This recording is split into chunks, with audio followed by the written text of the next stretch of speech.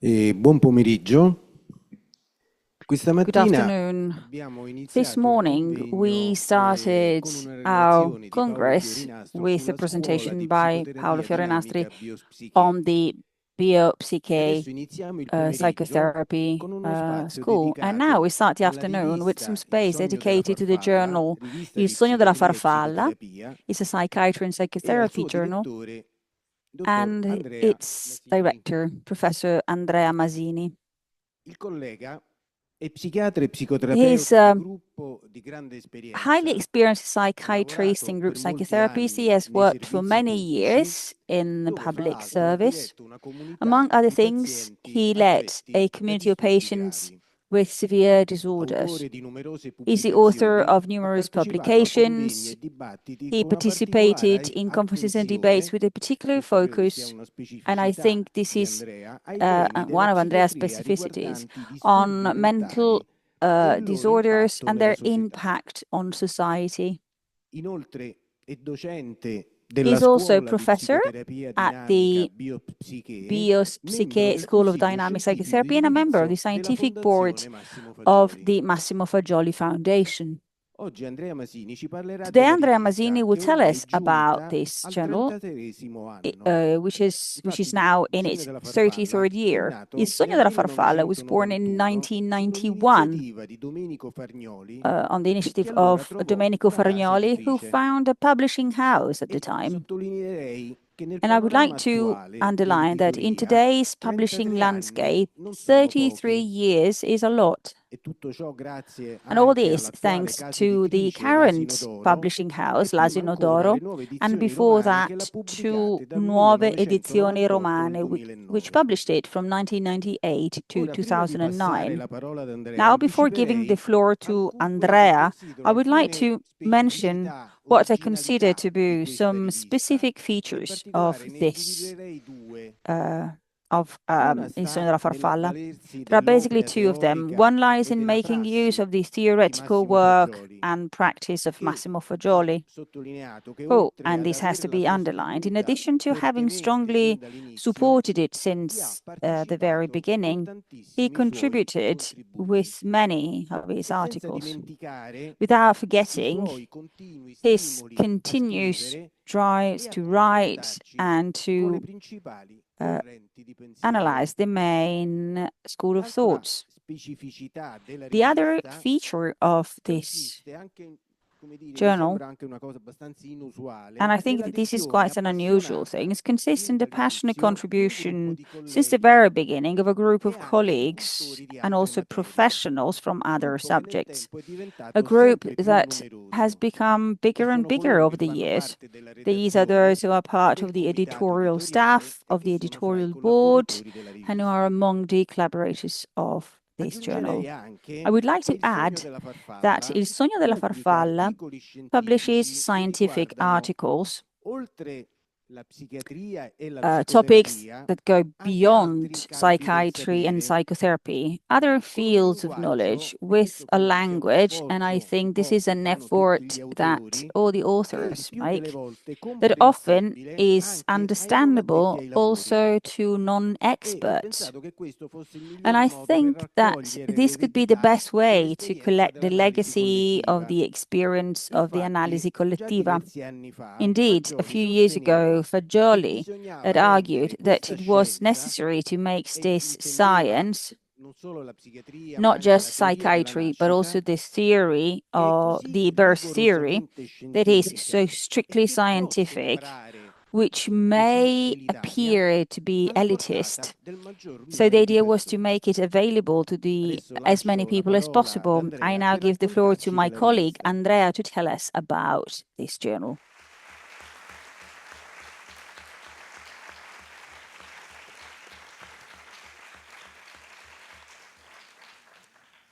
Grazie Carlo. Thank you, Anzilotti Carlo, è to Carlo un Anzilotti. regista Carlo da tanto Anzilotti tempo has quanto me been e voce della rivista, working ma for altrettanto this un artefice journal di quello just che posso for as long as I essere have. stato io. Quindi ha fatto il modesto, ma So lo invito a he has been dopo, quite se ha voglia, um, a dirci la sua. earnest cercherò di and modest raccontarvi about it, alcune but cose if di questa he would rivista. like to say something, I guess maybe Il he could titolo, add Il sogno della something. The farfalla, title, per chi non Il la Sogno della conosce, Farfalla, è effettivamente un titolo is abbastanza actually originale quite an per una original rivista di title for, psichiatria e if we consider psicoterapia, it's a o psychiatry and meglio, una psychotherapy rivista di journal. In English, it means the psichiatria dream come of the psicoterapia. butterfly, or Espressione better, sempre di Fagioli. psychiatry Sempre usare as questa psychotherapy. You espressione always use originale this perché è original una expression to rivista say in cui that it la is a journal psichiatria è, in which psychiatry come dire, di supporto alla psicoterapia e supports non viceversa psychotherapy and come viene not vice normalmente versa, inteso.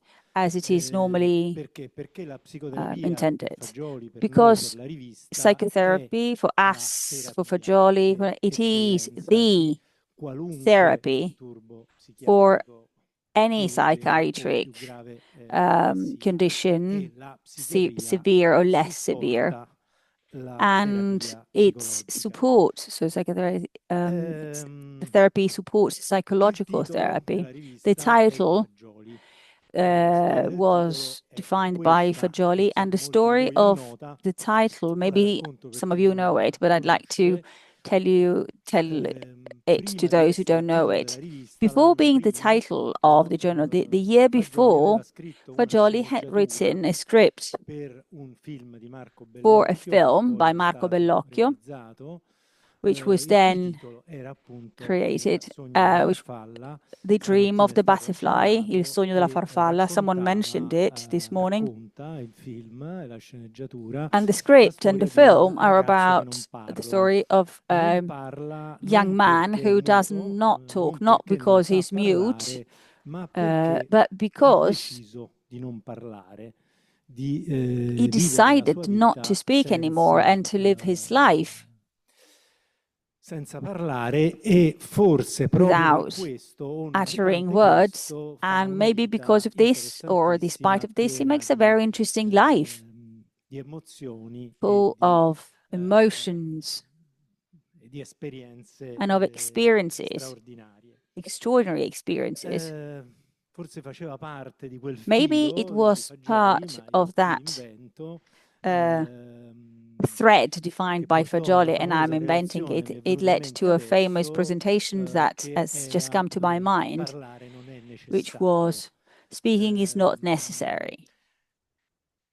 Questo film ha avuto tutto un suo percorso This film con Bellocchio. had its own story Quando mi with Bellocchio, the raccontava film Carlo, director. un gruppo And di when psichiatri Carlo told me, a insieme si group of rivolse a Fagioli psychiatrists dicendo: facciamo una asked rivista, Fagioli, torniamo why don't we Domenico aveva trovato un create editore, eccetera. a Ora journal? richiamo che Domenico had lui poi faceva found spesso in maniera ex a publishing abrupto, house, and repentino, ma Fagioli, as he così often did, all'improvviso, ma chiamiamo Il suddenly sogno della he said, farfalla. let's call it Noi The Dream of the a rime Butterfly. braccia, naturalmente, cioè come una rivista di psichiatria, We Il said, sogno della what? farfalla, ma How questo can è il we? titolo del I mean, film, this che is the title of c'entra? the film. Ma What has this got to ovviamente do with nessuno di it? noi ebbe But il of course, coraggio di none dire of us nulla, was e brave così enough to say anything. cominciò la storia. So this is how the story started.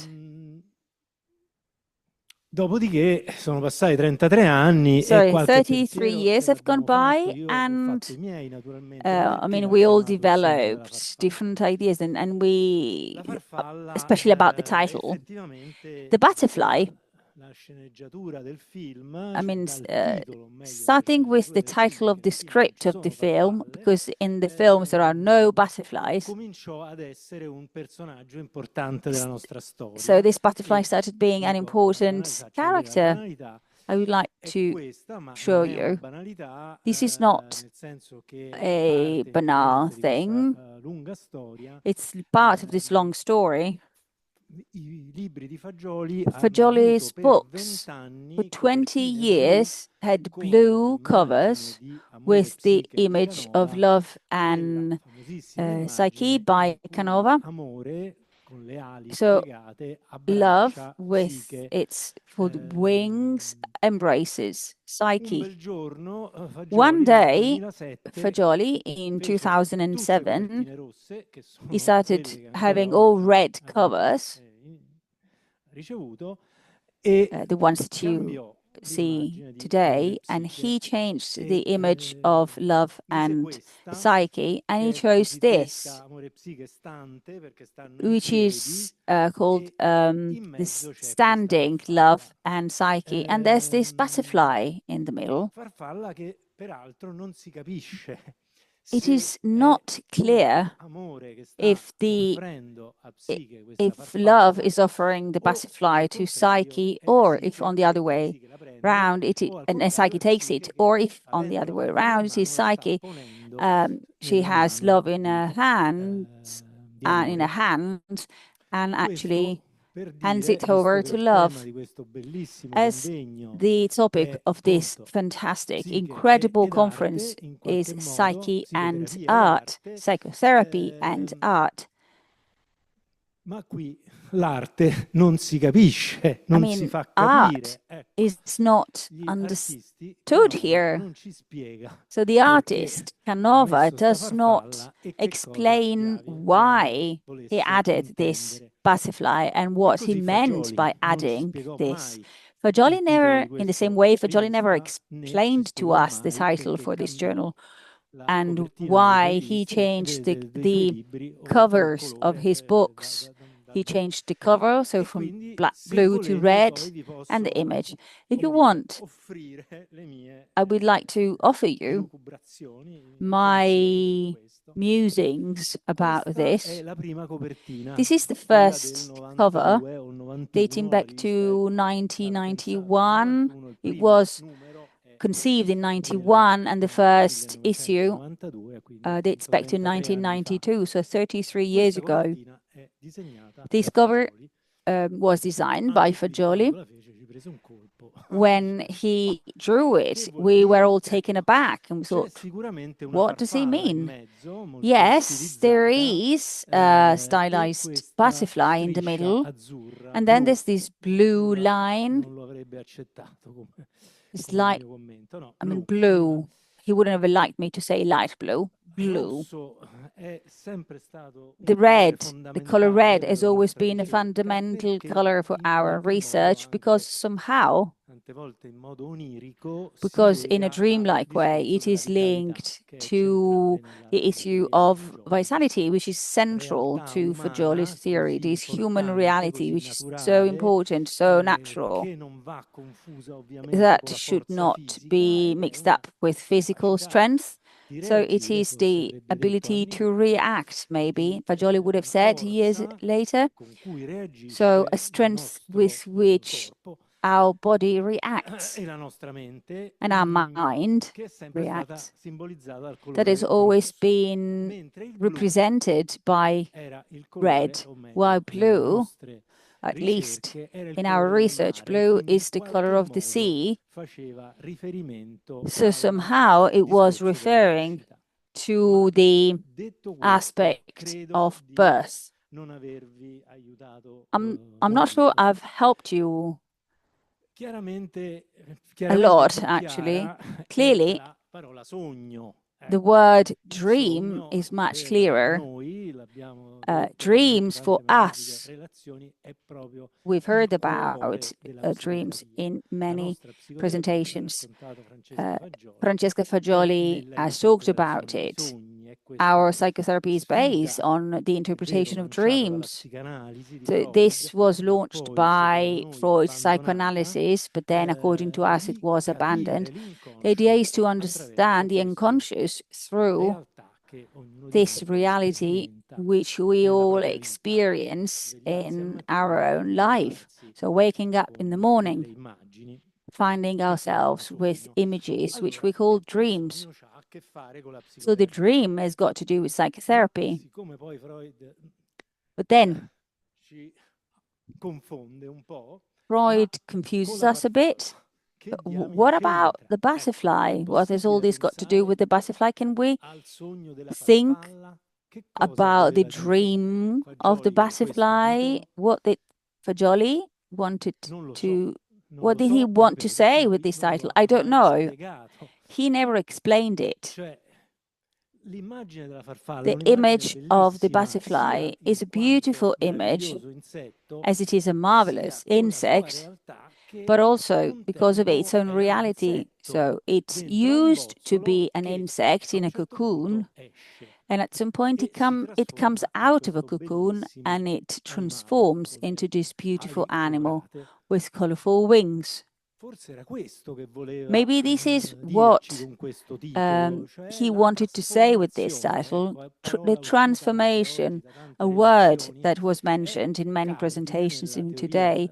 It's a key element in Fagioli's theory. So transformation, of course, I won't belabor on it, but on left, he wrote his series of articles under the title Transformation. Of course, the body doesn't transform, the body grows, but the mental reality can be transformed and changed completely, as perhaps the insect gets transformed into a beautiful butterfly. But these are just my own thoughts.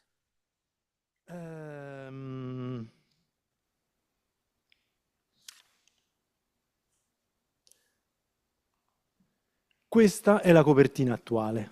This is the current cover, Dal 2012. starting from 2012. A un certo punto erano 20 anni che At usciva some come la point, copertina precedente. for 20 years, the cover had been the same. Devo dire, andai io. So I have to say that I went to Fagioli to say, maybe, perhaps to celebrate 20 years, should we change the cover? He said, yes. Almost always when someone asked him something, he replied yes. And then what he did after would be unexpected. Maybe you don't see it in the cover, but the red one was much thicker. This is smaller and easier to handle. The color red disappears, the blue disappears. I thought I'd understood something about these colors, but maybe not. So we have green now. And these geometrical images.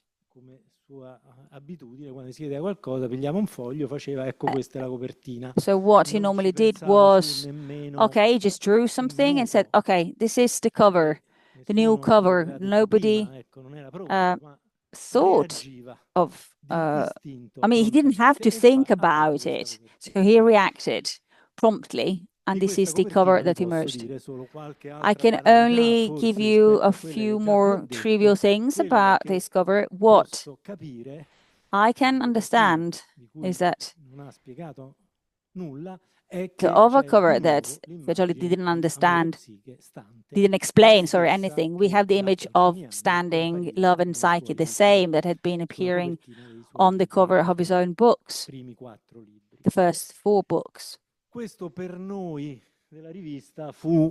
us, this journal, it was a gift because he recognized that finally we'd started to understand his theory. I don't know if you can start imagining how frustrating it was for us to share the life and the therapy with this genius of a man. It was very frustrating.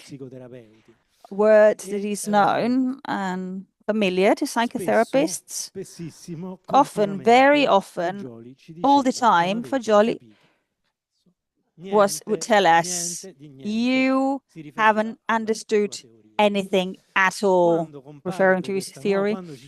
When he drew this new cover, we thought, okay, maybe he was acknowledging that we had started understanding something about this theory, which undoubtedly is quite complex. And if I put myself in your shoes, I mean, you've been given this book of Death, Instinct and Knowledge, so I mean, you will have to work hard to try and understand its deepest meaning. Having said this, the journal, as Carlo said, has been published regularly in the past 33 years. Yes, Psychotherapia Scienze Umane is older, but there are not many other journals that are older than this, because this, as I said, has been published regularly.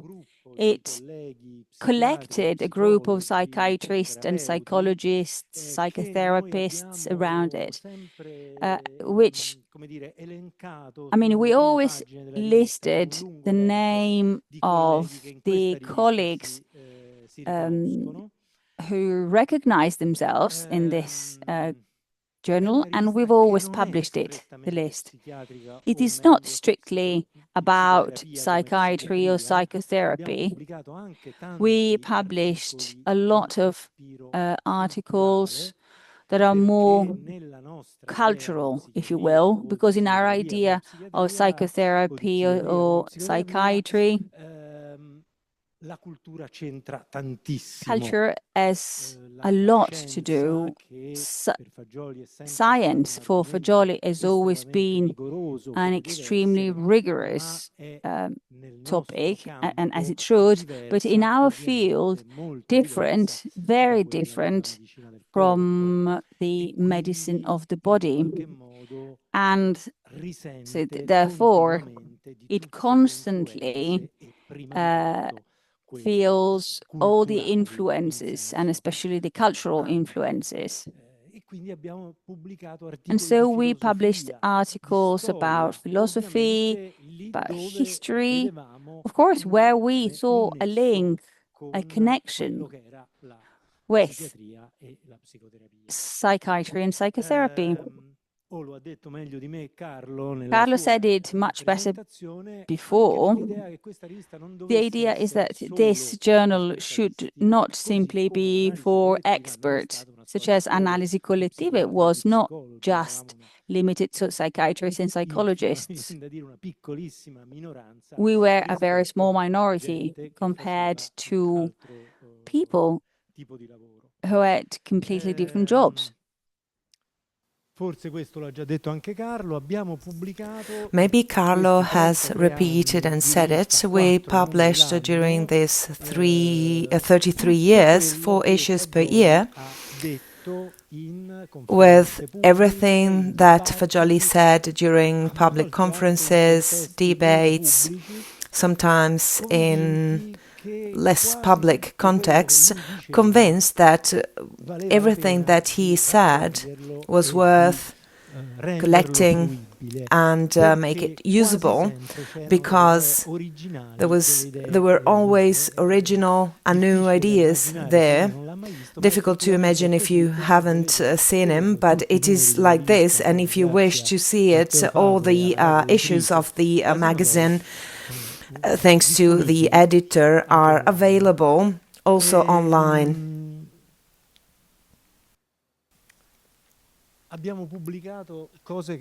So we published things that for us were essential.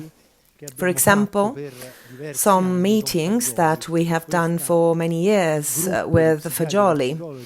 This group of psychiatrists and psychologists that were involved in the magazine, they started to meet up with Fagioli, and in these occasions he, for the first time, expressed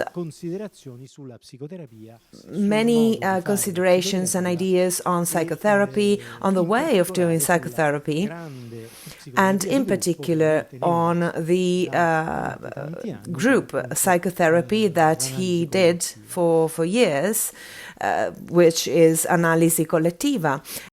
We published these meetings because they contain the guidelines of our way of working in psychotherapy, considering that Fagioli, who has written 30 books, has never written anything about the technique, because the psychotherapy technique for him was absurd. He always said, each of you will do psychotherapy their own way, with their own head, with what they've understood, and under their own responsibility, just like any professional. What I can say is to show you what I do, the way I do psychotherapy, showing that we, maybe there are a few exceptions, but in the editorial staff of this journal, we all participated as patients to the sessions of Analisi Collettiva, where we saw his way of working, as Francesca Fagioli was saying,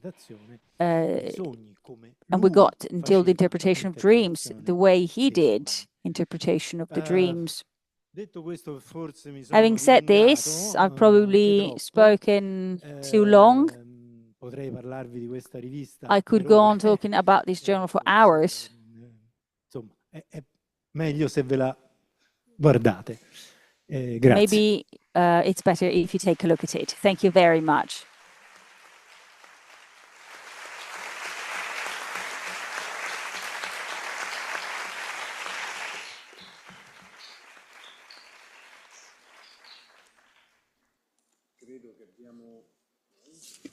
Credo che abbiamo esaurito il nostro tempo. I think tempo. we've used up all our time.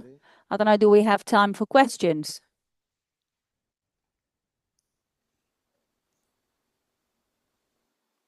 Va bene. Right, Allora, okay. passiamo ad I annunciare think that we can il prossimo announce panel, the next panel. e quindi vengono qui al tavolo And so, Manuela Petrucci, Manuela Petrucci, Luciana please come Lastella, to the table. Luciana Saman Lastella, Tavakoli, Saman Tavakoli, Timothy Sullivan, Anna Maria Panzera, e Matteo Sintini. and Matteo Sintini.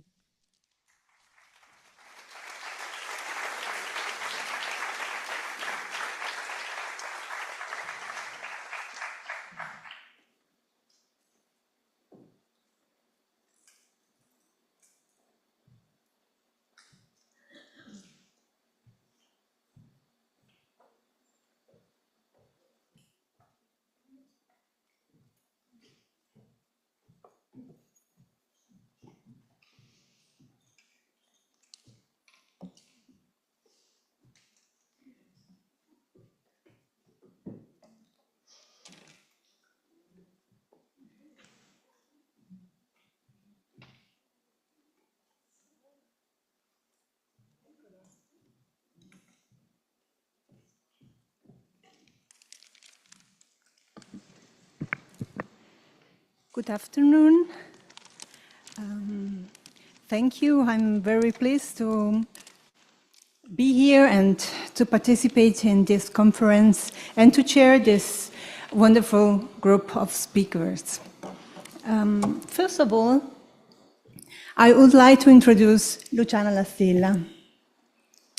She is a psychoanalyst, teacher, and president of OPIFER APS, Federation and Register of Italian Psychoanalysis, is a member of AAPDPP, the American Academy of Psychodynamic Psychiatry and Psychoanalysis, psychologist, journalist, multi-graduate, in particular with a degree in aesthetic philosophy. She also holds degrees in economics and laws. She collaborates with the University of Cesena and Moscow and is director of scientific journal and of editorial series. Luciana will assist in the discussion and the debate.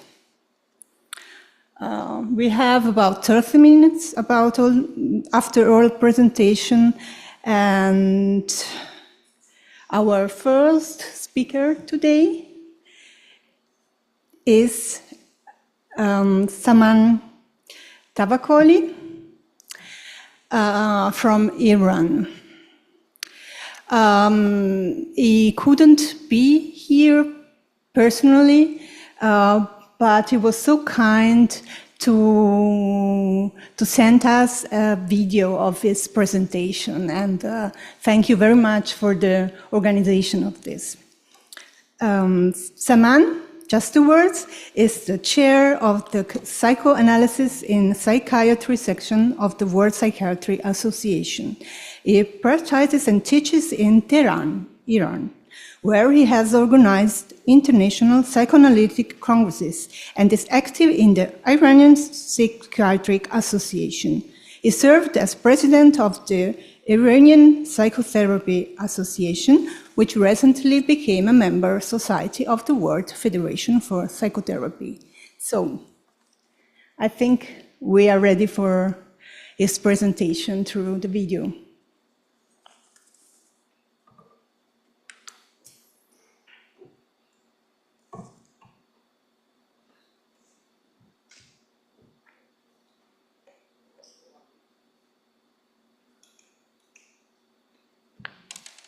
Hello, everyone.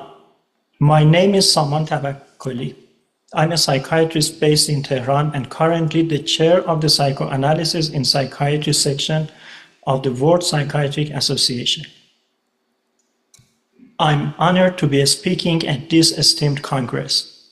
Unfortunately, I'm unable to attend in person, so I'm grateful for the opportunity to share my presentation with you through this video. In this speech, I will be talking about metaphoric bridges, exploring the connections between literature and psychotherapy with a glimpse into Iranian culture. Thank you for allowing me to be a part of this event. Words have the power to heal and transform. Words not only convey cognitive information, but also serve expressive and appealing functions. One overlooked capacity of language is its ability to encompass primitive sensory motor experience. The infant is immersed in the flow of speech from the beginning, which is an inseparable part of the global experience within the mother-child relational field. In this prelinguistic primary process state, the word is embedded in the thing and is not separated from it. When the child begins to speak, words take on the function of language and separate from the child's global experience. Yet they remain connected to the things they represent. Language maintains its relationship with primary and secondary process experiences. Therefore, while becoming the indicator of the secondary process, language also preserves its links with the primary process.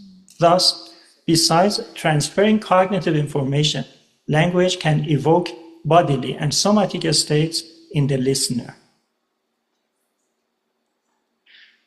Psychoanalysis takes place in the relationship between the analyst and the patient.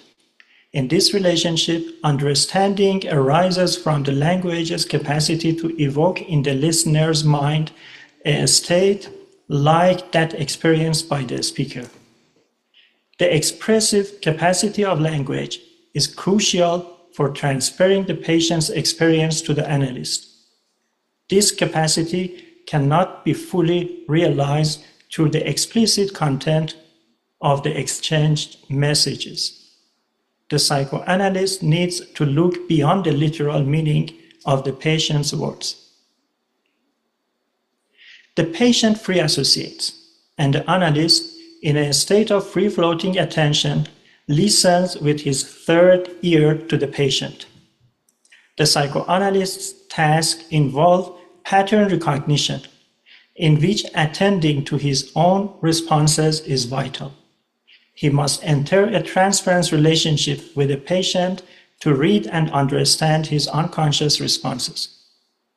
In transference, the patient relieves unconscious fantasies, feelings, and desires from his childhood, which influence his current behavior and problems. The basis of transference is in the resemblance between the patient's present relationship with the therapist and his early experiences. The therapist identifies transference patterns and interprets them to help the patient modify and gain control over them. The patient must initially perceive the therapist as an old object for the treatment to begin, and gradually he should come to view the therapist as a new object for the treatment to be terminated. The transforming power of transference depends on the simultaneous existence of similarity within difference and difference within similarity. In this context, psychoanalysis is comparable to poetry and transference to metaphor. Literally, metaphor and transference have the same meaning. Both indicate to carry across. Metaphor is a figure of speech in which a name or descriptive term is shifted from one object to another that is different but similar to it. Metaphor can be defined as the mapping of one conceptual domain onto a dissimilar one. This process transfers meaning from the source domain to the target domain. Words are rooted in our early psychic and somatic experiences within the relational field.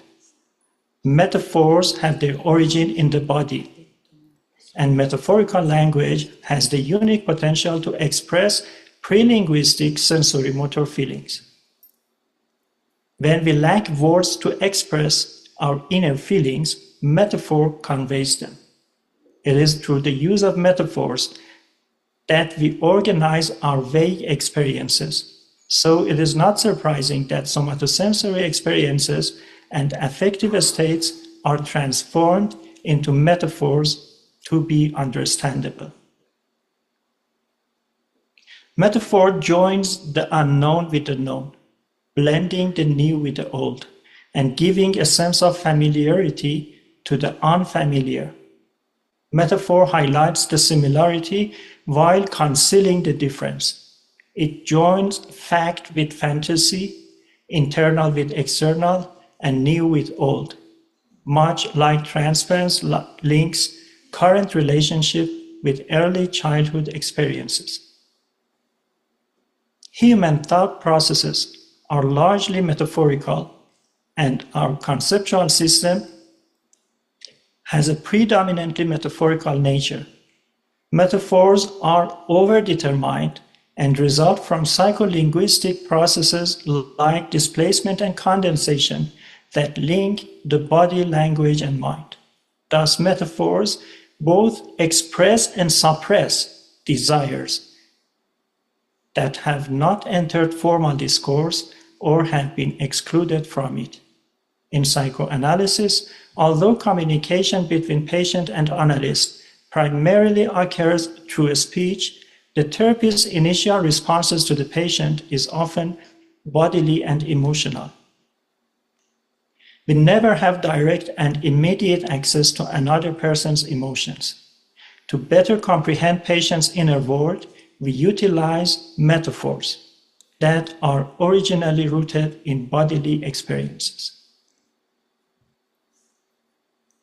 Metaphors have the power to evoke experiential and somatic states, allowing words to create a similar state in the listener's mind as in the speaker's. They enable us to think about our own and others' feelings and to feel our own and others' thoughts. In other words, to mentalize. Thus, in psychoanalysis, a metaphor can act as a catalyst for change. Memories registered and stored in our brains are not exact replicas of external events. Instead, they are potentialities awaiting activation. The memory of our past experiences is evoked in the present through metaphoric correspondences with our current perceptions. In psychoanalysis, these potential categories are reactivated within the transference relationship. Our consciousness has a limited capacity, so the ways we learn to solve our problems and how we meet our needs must operate outside our conscious awareness as automatized predictions. As a result, much of our mental activity takes place unconsciously. It is important to note that not only do successful ways of meeting our needs become automatized, but sometimes unsuccessful ones may also be prematurely automatized and operate outside of our conscious awareness. They're repressed. They are not accessible for revision and adjustment. so they are repeated as pathological patterns throughout our lives. For these pathogenic automatized predictions to be revised and modified, they must be reactivated and re-experienced so that the related memory can be changed and reconsolidated. In cases of trauma, the metaphoric connection between past and present becomes frozen and foreclosed, causing the individual's emotional experience of the past and present to be identical. New and dissimilar aspects of the current experience are overlooked and the old pattern repeats. Thus, the person cannot recontextualize old categorical memories in light of new experiences. This results in repeating the old patterns and an inability to learn from experience, the compulsion to repeat. In the transference relationship, the metaphoric correspondences for these patients are frozen and foreclosed. So the presence of specific elements in the therapeutic relationship leads to a global reactivation of the original memory. The patient perceives the current situation as identical to his early experiences, ignoring and dismissing the differences, which prevents him from recontextualizing those affective memories. The disruption of processes that involve in recontextualizing trauma and retranscribing its associated memories can lead to the development of psychopathology. On the other hand, metaphor can facilitate the reprocessing of affective memories. In transference, metaphoric correspondences between the current experience and the early relationship remain unconscious, while at the same time, there is a pre-conscious reverberation of the current experience. This interplay of similarity and difference between the current and the past experiences makes recontextualization and retranscription possible. The process of transference has two distinct phases. Initially, there is an identical correspondence between the patient's early figures and the analyst. But gradually, the differences are recognized. Psychoanalytic interventions, including transference interpretation, which is primarily conveyed through language and metaphor, aim to facilitate the recognition of dissimilarities. Regardless of its content, the very act of interpreting transference by the analyst indicates that his position differs from the patient's old objects. If interpretation is successful, a foreclosed metaphor becomes open and fluid, available to be modified. The triggering of pathogenic automatized predictions or synergistic unified systems of affect, metaphor, and memory by metaphoric correspondences in transference allows the psychoanalyst to recognize and interpret them.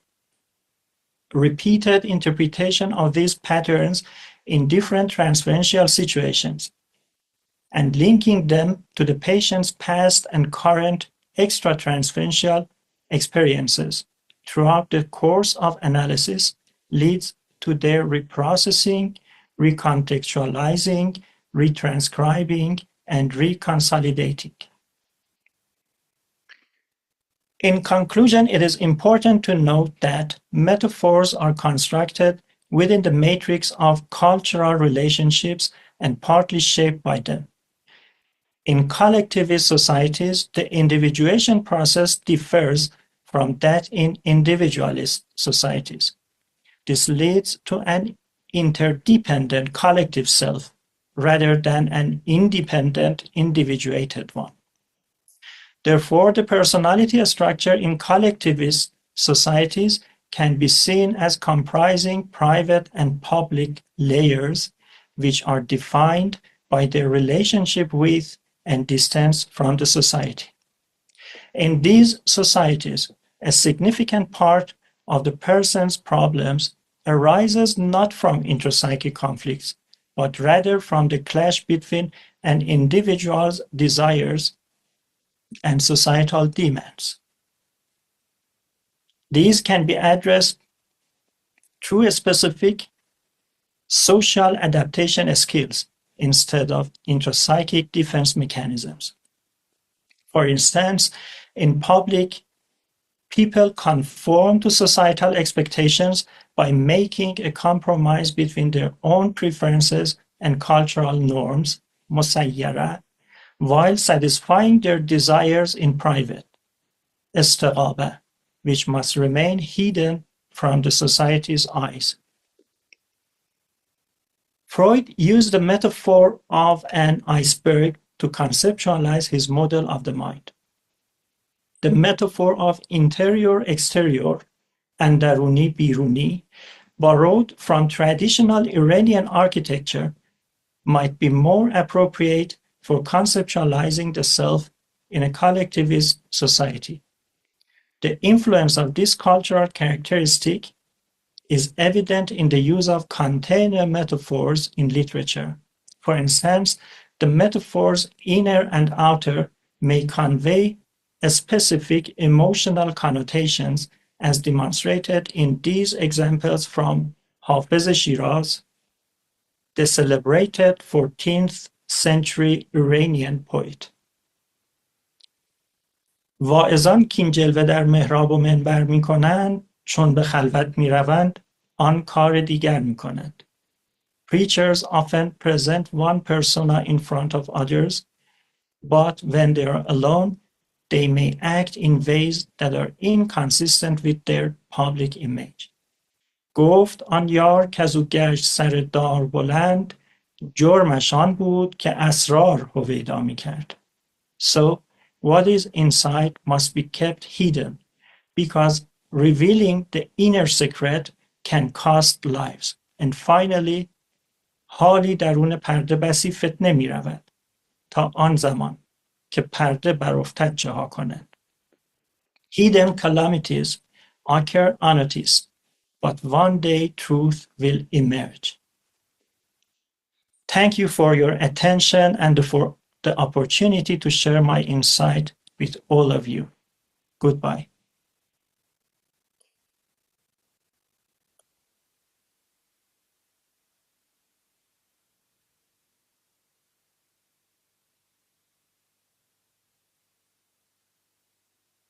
Us online, and so thank you, Saman, and I'm very pleased to send you many greetings, warm greetings from all of us, from Rome to Tehran with heart.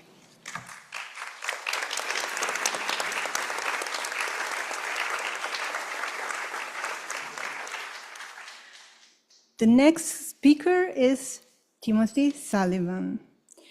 He is chair of psychiatry at Northwest Staten Island University Hospital. Dr. Sullivan is a distinguished fellow of the American Psychiatric Association and is associate editor of the journal Psychodynamic Psychiatry. He serves on the Council of the World Federation of Psychotherapy and co-chairs the World Psychiatric Association Psychotherapy section. The title of his presentation is Psychotherapy, Prose and Poetry-Deconstruction, Narrative Reconstruction and Authorship. Please, Timothy. Thank you. I changed the title a little bit as I was preparing the talk. So literature, film, and aesthetics, more or less, is what I want to talk to you about. I'm going to speak to you about a seminar I've presented to psychiatric residents in training over the last decade, and hopefully share with you some of the ideas I had in constructing it and why I think it's helpful in a training setting, particularly with young physicians. And I have no conflicts to disclose. So Some of my colleagues speaking earlier today, Dr. Downey and Dr. Olarte, talked to you about what a psychodynamic psychiatry means, and I won't go into that in more detail other than to say what I am attempting to teach residents is a perspective. And I say that because most of them are not going to do psychotherapy when they go out into practice. It's only a minority that decide to make psychotherapy an area of expertise. But nevertheless, a psychodynamic perspective is helpful in the way in which they assess patients and try to develop and maintain a treatment alliance. And in this sense, psychodynamics is based on a compassionate, empathic perspective of listening, guiding patients' attention to possible meanings and patterns in their behaviors and in what they say about themselves, and particularly in the narratives they tell us and themselves that make sense of their lives. And it also involves a belief that change is possible. So why is it important to try to teach this perspective? There are many forces at work within the culture of medicine, which in recent decades have tended to discourage or minimize, at least in the United States, a more thoughtful and psychological perspective on human behavior. The anthropologist Tanya Luhrmann, a number of years ago, spent a year as a field study with psychiatric residents at a training institution. And she highlighted the dilemma that she saw, that much of what the residents were taught and much of what was emphasized was a scientific perspective on the mind.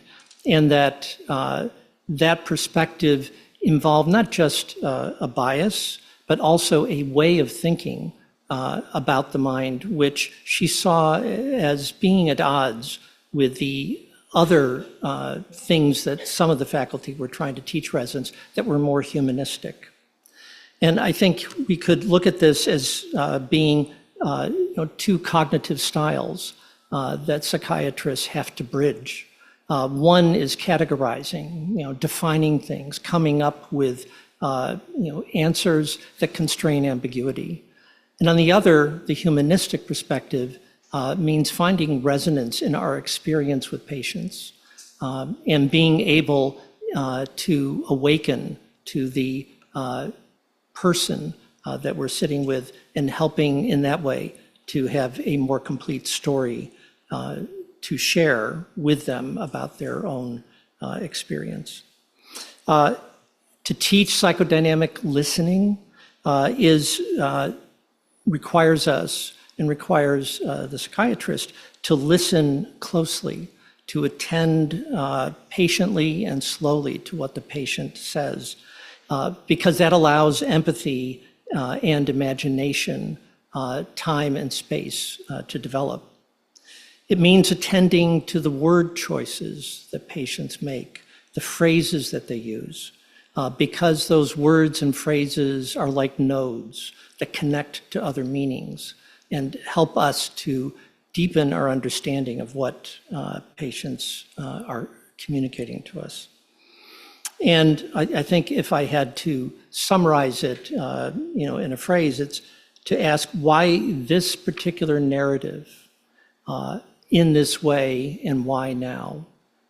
To be able to reflect on that question, because that reflecting on that question helps us to discern the goals that are not obvious in our interactions with our patients. At the same time, we're teaching, this is for background, a model of the mind which is based on cognitive science, and we make an effort to try to bridge cognitive science and a more psychological view of the mind at the same time. The basic principles I'm just going to touch on here. This is a whole lecture in itself.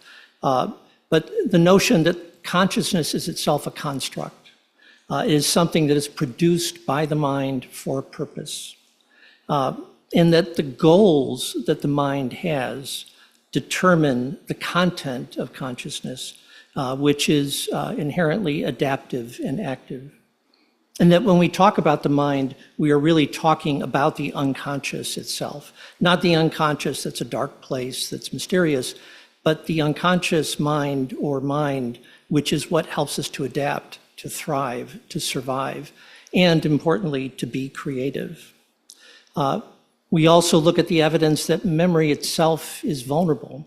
Dr. Alfonso mentioned in one of his responses this morning the notion of memory reconsolidation, which is really important to change in psychotherapy. But at the same time, that means that memory is not a reliable record of the past. So how do we make use of it then in our work? In the same way, insight, studies have shown the kind of insight where we're asked to account for, why did you do that? What was your motivation?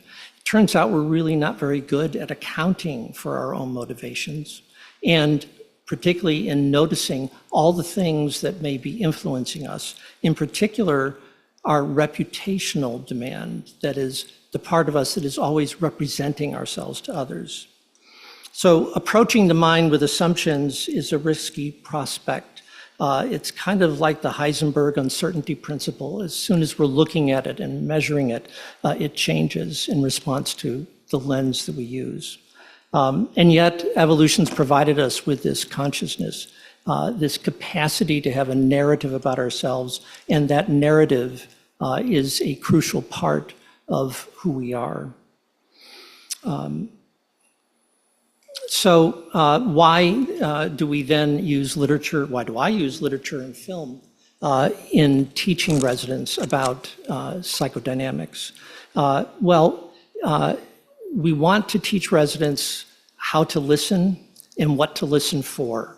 And that process is abetted by an attention to art, because art forces us to think differently. And art in particular requires us to slow down and to pay attention. The casual mind isn't going to discern much in art. And for that reason, it's an important exercise, in my view. This is an example, and I'm just going to show this to you. We're not going to talk about it. Just some of the things that we've covered, mostly stories and films, right?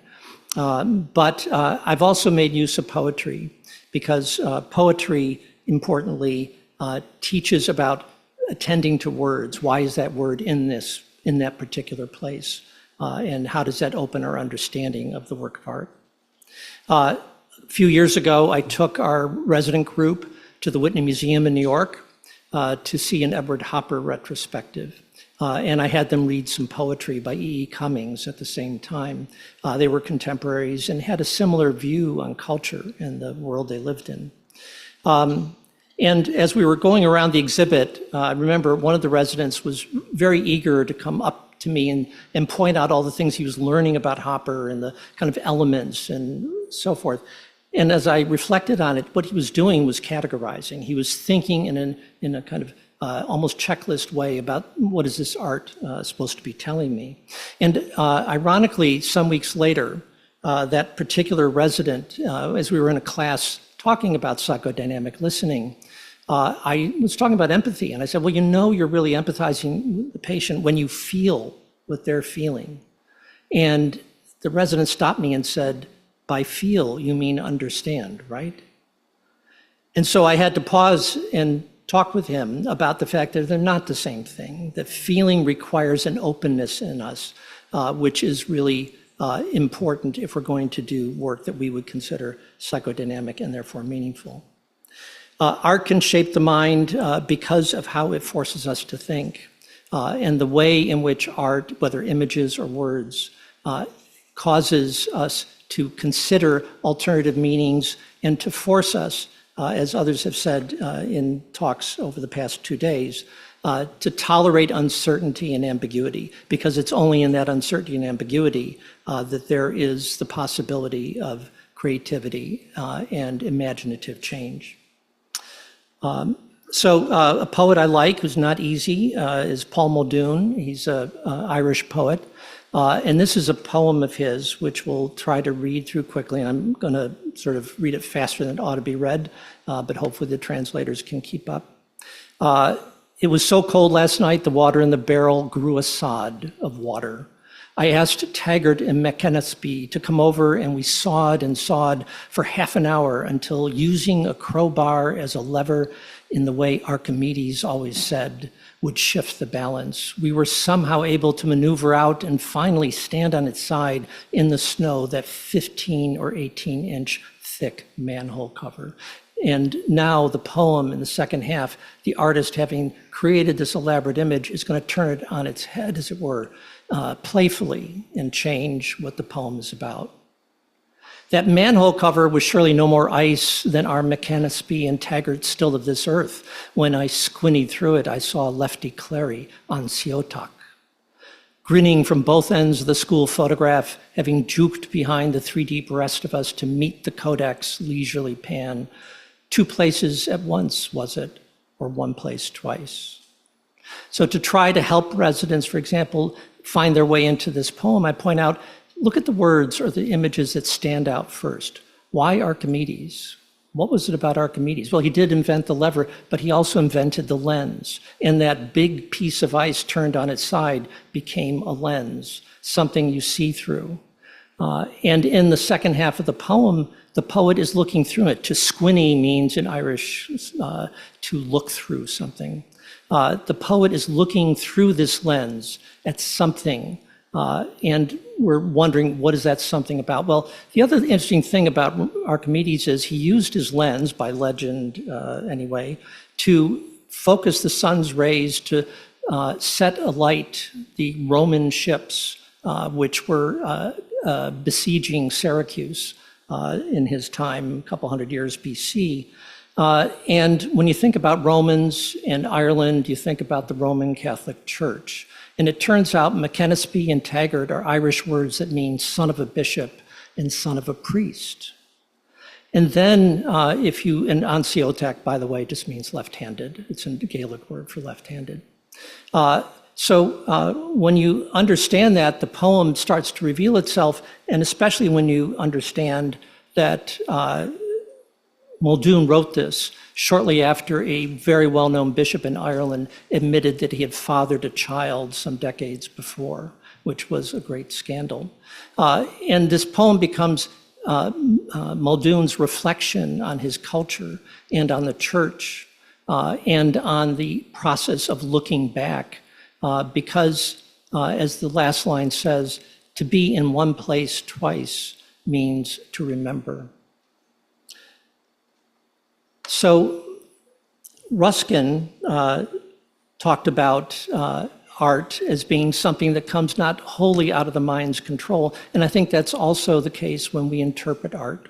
And it's also the case when we find ourselves having moments of inspiration sitting with patients in therapy. Most of the time, we are reading stories because narrative is our focus. And one of the things I do differently than I think many I've seen do in presenting literature to psychiatric residents is we are not talking about character. I'm not presenting stories so that we can look at psychopathology. I'm not asking them to really focus on the character. I'm asking them to think about why this story and why now and why in this way. So we look at stories like Patricia Highsmith's and Flannery O'Connor's Talented Mr. Ripley and A Good Man is Hard to Find, respectively. They're both ostensibly about sociopathic characters, but these are works that are creative expressions of two outsiders, two authors who are outside society, looking in and commenting on the society and using the medium of a sociopathic character to do so. Similarly, Herman Melville's Bartleby the Scrivener is not really a story about a schizoidal man. It's a story that Melville wrote just after finishing Moby Dick, when he was having trouble getting anyone to pay attention to it. And they wanted him to write adventure stories, as he had written early in his career. And he was deeply resentful of the influence of money, even then, on art. And so it's no coincidence that he located this story on Wall Street. And the story itself is a meditation on the artist's experience in culture and at the mercy of the finances. And of course, I always loved teaching James Joyce. And I know since I'm in Italy that you know that Umberto Eco also had a lot of wonderful things to say about Joyce. I won't say much about this, but one of the reasons I teach it, the Dead in particular, but all of the Dubliners, are stories about really extremely well-drawn, deeply thought-through characters. But this piece, and particularly The Dead, is the beginning of Joyce's effort to remake the universe that he sees in his art. And we'll see the fruition of that next in Ulysses. But he is really also in this story, in a sense, putting a period to his experience in connection to the Roman Catholic Church. And the story has many reflections and resonances on that. I wanted to just particularly focus on a poem with you by Robert Frost called The Road Not Taken. It's a really interesting poem. In America, it's read as a poem about individualism, and my colleague Saman just was talking about the differences between individualistic and collectivist societies, and unfortunately America is about as individualistic as it gets. So this poem is often interpreted in this way. I'll read it through quickly. Two roads diverged in a yellow wood, and sorry I could not travel both and be one traveler. Long I stood and looked down one as far I could to where it bent in the undergrowth. Then took the other just as fair, and having perhaps the better claim because it was grassy and wanted wear, though as for that the passing there had worn them really about the same. And both that morning equally lay in leaves no step had trodden black. Oh, I kept the first for another day, yet knowing how way leads on to way, I doubted if I should e'er come back. I shall be telling this with a sigh somewhere ages and ages hence. Two roads diverged in a wood, and I took the one less traveled by, and that has made all the difference. That poem's interpreted as, yes, he took the right road, and that's made all the difference. What a strong individual. But they forget that the title of the poem is The Road Not Taken. And what is it about the ending of that poem that is triumphalist? It could easily be read as a poem of regret. It's made all the difference because I regret the road I did not take. And he's writing the poem from a point when he doesn't know what his future will hold. He doesn't tell us where these paths have led. He doesn't know. The poem is really not about choice. It is about the way in which we create stories to make choices that we make in life, often automatically, often without knowing the consequence. A poem that tells us that those choices we will eventually make into a myth, which explains us to ourselves. And that's why he says, I shall be telling this with a sigh somewhere ages and ages hence. That's the point of the poem. The importance of looking at words, the way in which words are constructed in order to construct meaning. Douglas Hofstadter, who wrote Gödel, Escher, and Bach, recently talked about analogy as being at the core of cognition. And I think that's one of the real lessons of the aesthetics of teaching literature to residents that I hope that they take away. To end, I was, back in August, as I was putting this talk together, I was sitting on a deck at the back of my house looking out at my garden, and at my feet was a pot of flowers. And all of a sudden, a hummingbird just appeared there and briefly was dipping into a flower until, startled, it saw me and I saw it and it flew away. And so in response to that and reflecting on what I was writing about, I wrote a poem, which I'll share with you. And just a couple things I'll tell you about it. The title is a Greek word that is the root of iatros, which means to heal or healer. Hummingbirds, historically in legend, have been associated with healing. And the second or latter part of the poem, as you'll see, I'll read it to you, is a bit of wordplay in honor of Paul Muldoon. Yastai. Abruptly appearing, a pin-beaked hummingbird, as unforeseen as a panther in deep grass or glinting spectacle deep in the garden, hovered here, epiphanal, then flew away. I'd have gestured a reflex, as if to say, don't leave, but for reason, ever quick to harden sentiment, a kiln firing sand to glass, and persuade of the pointlessness of words. Thank you.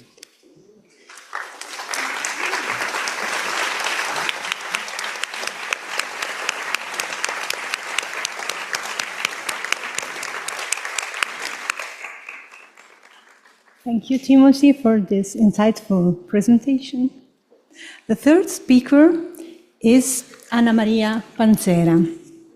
She teaches history and Italian at high school, is a specialist in art history, and has experience conducting independent research with for a number of academic institutions and museums.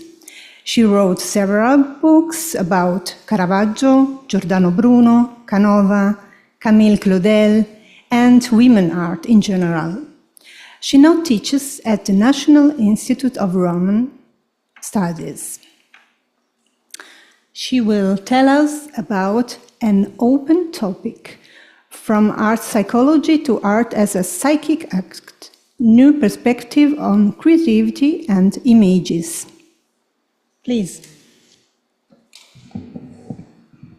Grazie Emanuela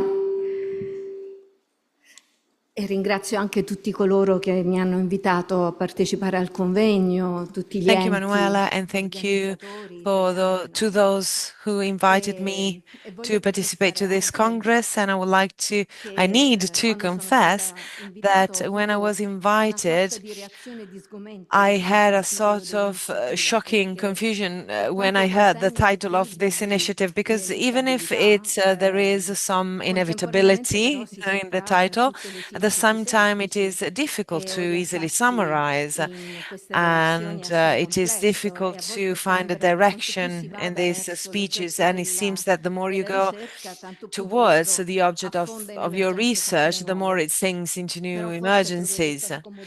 But perhaps it is this discomfort that makes everything very stimulating. And I would like to tell you about the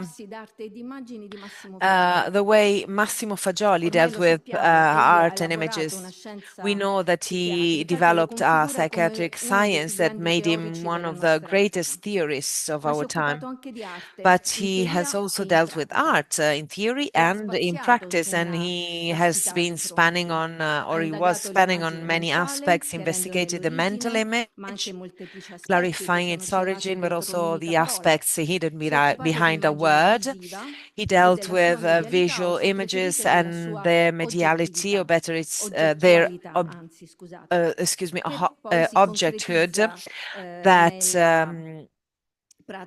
find a way through cinema, drawing, paintings, the sculptures, architecture, artifacts, clothes, and direction of theater and acting, also during conferences. So basically, and in talking about it, Fagioli expanded the concept of art and the concept of piece of art, in line with some contemporary examples. He has always kept in mind the importance of the visual political side of reality, which often became a battle between visuality and the language, as well as between an image and its content. So the relationship within image and art, language and verbal communication is a crucial issue in his theory, and places it at the core of a very modern cultural debate, which intersects philosophy, psychology, semiotics, anthropology, and so on. I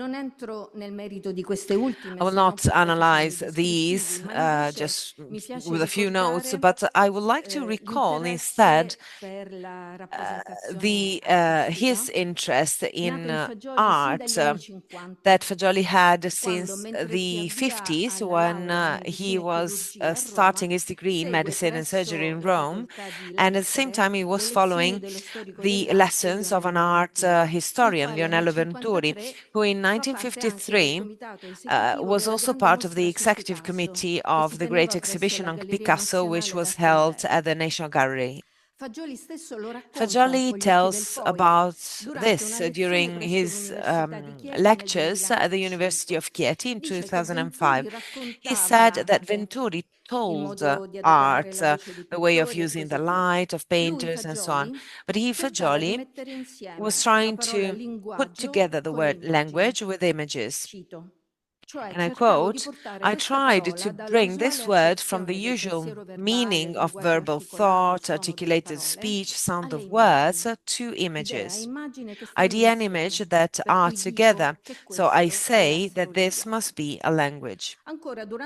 Again, during the same lecture, speaking of the following years in Venice, he said, instead of reading the work of Minkowski or Bleuler, I would rack my brains on the Demoiselles d'Avignon. I did not see how you could see the word language there that had now been plastered and fixed and embedded in the expressions verbal language and articulated language.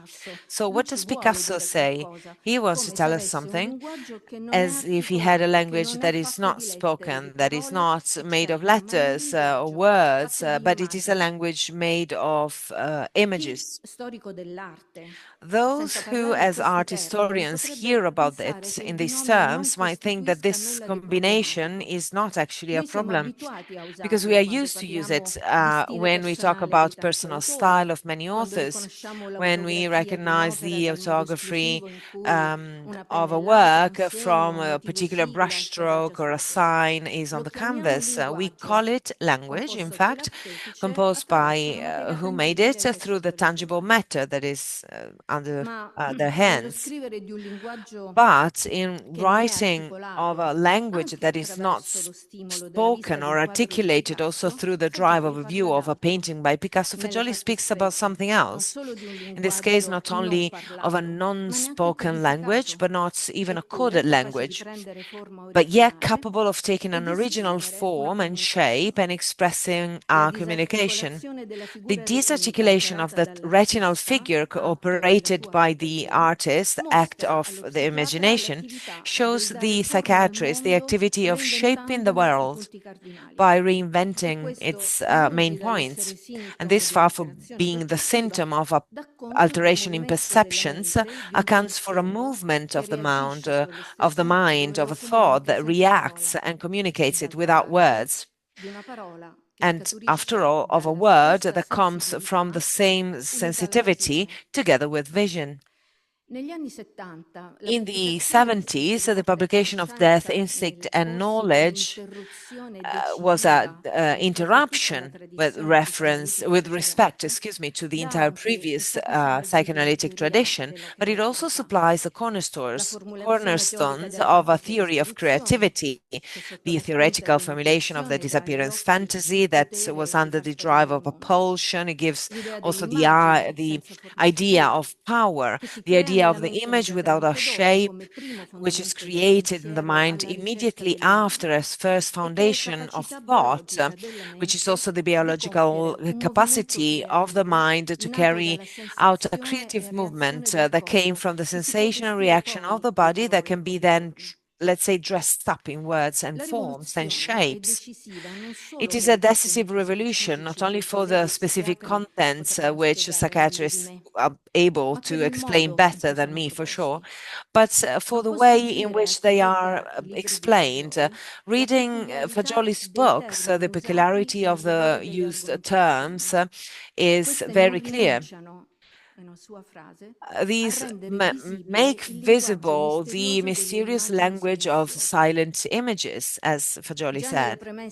In the introduction to the 1972 edition, he expressed the desire to return the reader as much as possible in terms of the process by which the experience of clinical cases from which he has come to theoretical conclusions cannot be separated from the unmeasurable and subjective of the interhuman story itself, which in the story becomes memory fantasy of what one lived. When the first book reaches its 13th edition, the first with l'Asino d'Oro, he clarifies what he sees as a real methodology, bringing language back to the unconscious, that is, images, and not bringing images to consciousness, explaining them. It is an imaginative, scientific flaw with progressively more radical results in the articles written for left, in which writing becomes more and more creative.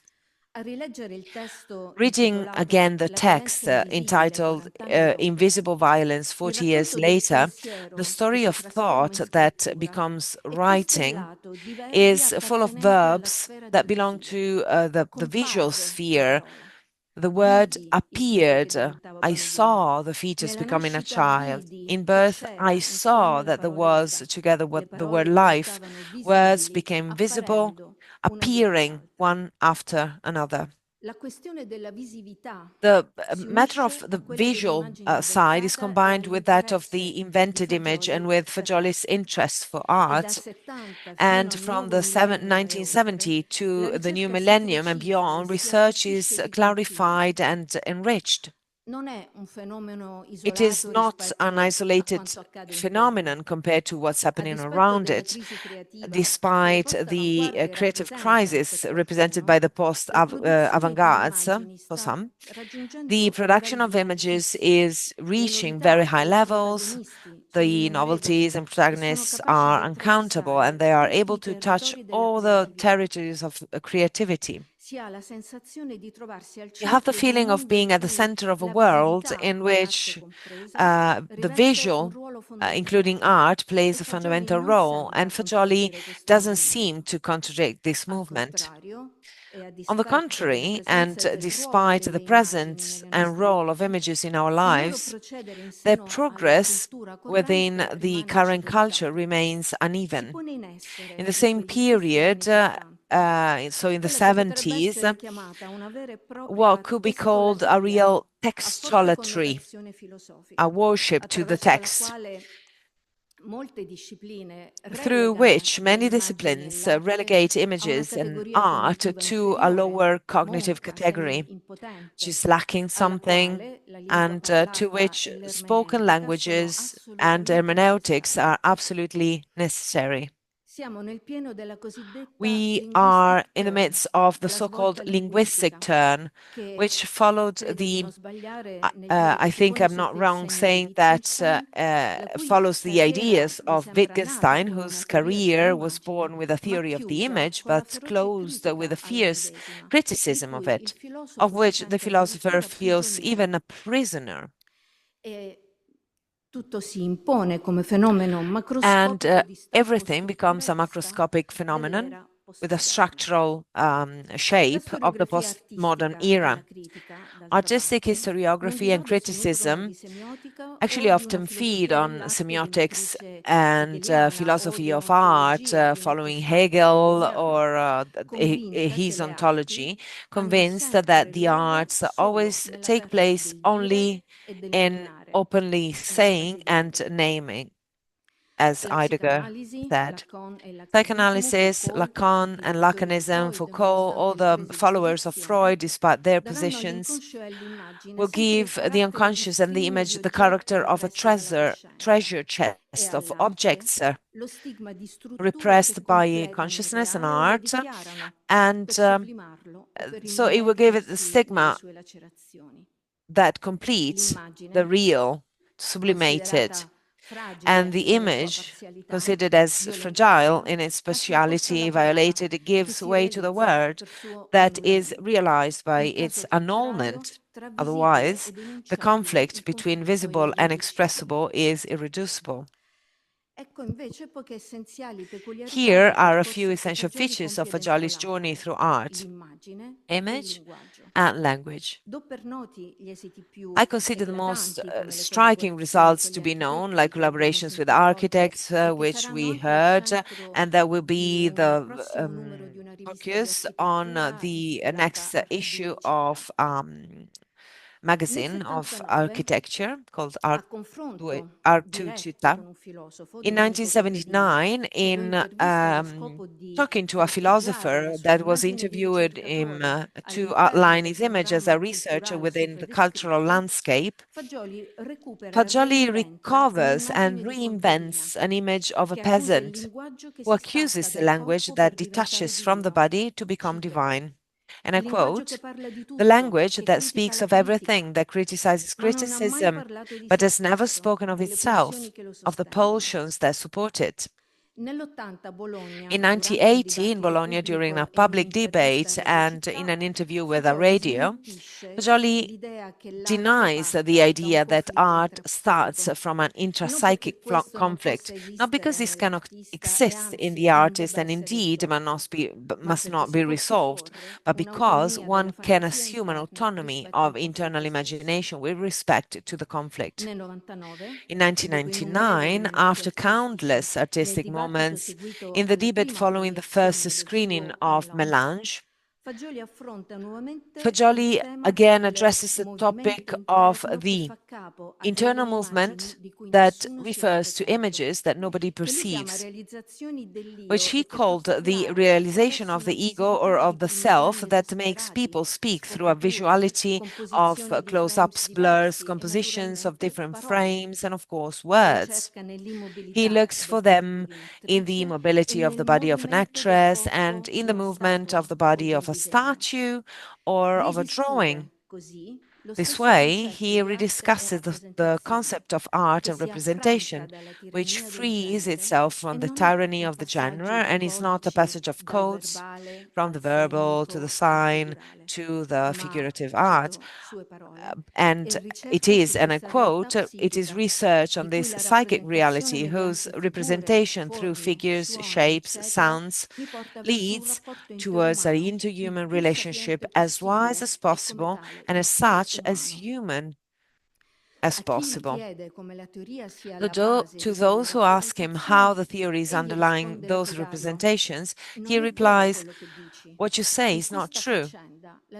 In this matter, theory comes later," implying that the image is essentially a relationship with reality, and in particular with human reality, which means that it must have existed in every age and in every civilization, that the artist whom then make it visible is not the one who isolates from the world, and we understood it very clearly yesterday. Reusing the lexical field of the sacred, always severely rejected, Fagioli questions the concept of beautiful. He will never speak of aesthetics, new aesthetics, but of his cult for images, sure that they can be present and that they can act with a power of which art is just an aspect. The image, therefore, becomes not only a representation, but something acted upon and that acts. So a nice and beautiful research, an impossible research. I will say, on the contrary, that a research we have to continue. The hope that thought and knowledge go in this direction, that art, image, and the role of the visual in science and knowledge occupy a central intellectual position and not a theoretical marginality, and above all, a different word that does not reduce to the known what is not immediately recognizable, I think is our new frontier. Nowadays, new cultural courses want to rethink the relationship between image and word. For example, the so-called pictorial turn conceptualized by Thomas Mitchell, which gives us an horizon of possibility and of comparison. But it is not enough to reverse these hierarchies to change the paradigm of thought. The complex interaction between mind, visuality, apparatuses, speech, body and figures must rest on the identification and explanation of the unconscious image that Fagioli has left us, without which the work risks falling into pure visibility, content, symbolic form, conscious memory. We spectators or experts into iconic indifference and textual abstraction are the ones who has to do it. Culture must be refounded, starting from the base, from the bottom, which tells us that the image is in being and the other way around, being is in image. Thank you.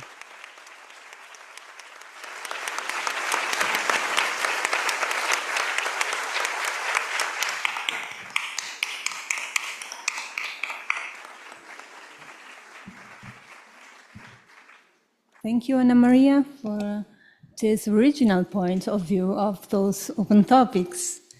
And the last speaker is now Matteo Sintini. He is an architect specialized in design and construction, working every day on site. His activity is focused in refurbishment of historical buildings designated to hoteling, offices, and retail. He will present Can Creativity Be Taught? Grazie Emanuela. Thank you very much, Manuela. Thank you, everyone, and good evening. Yes, my research can be summarized with this title. Leggerò in italiano. Traditionally, architects have always thought through images. As obvious as it seems, such a statement is not in line with what has always been commonly believed. I would like to start this sentence that underlines the fundamental importance of images in architecture. By image, we do not mean the mental reproduction of the external figure, but the expression of imagination and creativity. That is the indispensable characteristic of the architect. The ability to make images, can it be learned? Sensitivity, intuition, the ability to react to stimuli, can they all be acquired? What do we find in cross-cultural references and in institutional places of knowledge? At university, I remember hearing people saying that creativity and imagination are innate qualities, therefore they cannot be modified. A thought of Platonic derivation that defines images as something separate from their representation in reality, which would be indeed misleading for knowledge because it is polluted, so to say, by the relationship with the matter. We have empirically derived positions that are more interesting. Aristotle proposed the concept of phantasma, literally an apparition, a reproduction and conservation of an image produced by the mind on the basis of the five senses. Hume proposed that of mental image, essentially the memory of a perception. Paul Valéry, in 1920, recognized images in architecture, a relationship with the body, the space, and with the feelings and emotion evoked by places, culture, and history.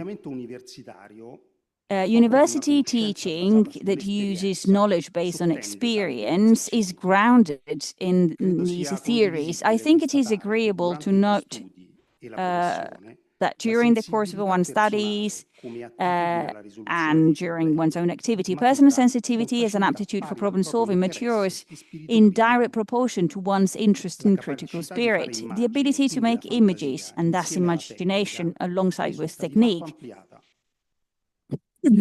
is in fact broadened. What happens? Il continuo confronto con le varie materie e lo studio delle realizzazioni dei maestri dell'architettura The consentono allo continuous studente comparison with the di various subjects and the estrapolare i continuous principi study of the teorici e relation i contenuti with the masters of indispensabili per architecture poterli allow the appurare, student to extrapolate the theoretical interiorizzandoli principles of e contents rendendoli parte that del are proprio indispensable for bagaglio. maturing, internalizing them, and making them Questa part of their affermazione, own però, è in baggage. This disaccordo con statement, though, alcuni disagrees studi with che some sostengono studies che that la claim that proprietà a di una persona di person's essere property creativa of being non è creative controllabile cannot be e nessuno controlled, sforzo and no è in amount grado of di effort is modificarne la capable of qualità, changing la its quantità quality, e la stessa quantity, esistenza. and its very existence.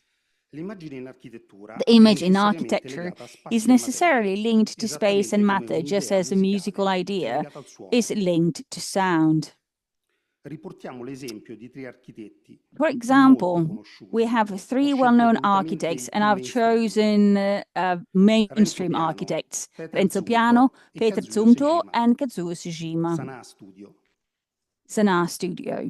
Potremmo definire We il loro could define their rispettivamente method con le with the parole words disegno, scultura drawing, e sculpture, scrittura. and writing, La respectively. modalità di piano è quella forse Piano's più method is tradizionale. perhaps the most L'immagine traditional, è rappresentata con starting uno schizzo a mano libera su carta. from an image Un'idea which is germinale sketched con on riferimenti paper. al It's a contesto, germinal idea completa with di reference to the annotazioni context, scritte complete with written circa i notes dettagli importanti. about Sono important linee details. che nel They're caso del lines. piano sono In the piuttosto case of definite, piano, they're quite ma well volendo defined. But generalizzare if we di want to solito non generalize, riproducono usually they elementi do not concreti, reproduce ma piuttosto the tangible direzioni, elements, but forme, rather directions, intenti, parts, limiti, idee intentions, appunto, limits, che si pongono ideas, come direttrici actually, di base del that are the progetto. basic guidelines of the project. Per padroneggiare questo metodo, In order to l'architetto master deve this possedere method with capacità di ease, the architect astrazione, must possess sintesi e the capacity intuizione for della bontà abstraction and dell'approccio synthesis, in fase intuition, and iniziale, to see the quando goodness non of è an ancora approach at the chiara initial forma, stage, materiali, when distribuzione interna e form, the contestualizzazione. material,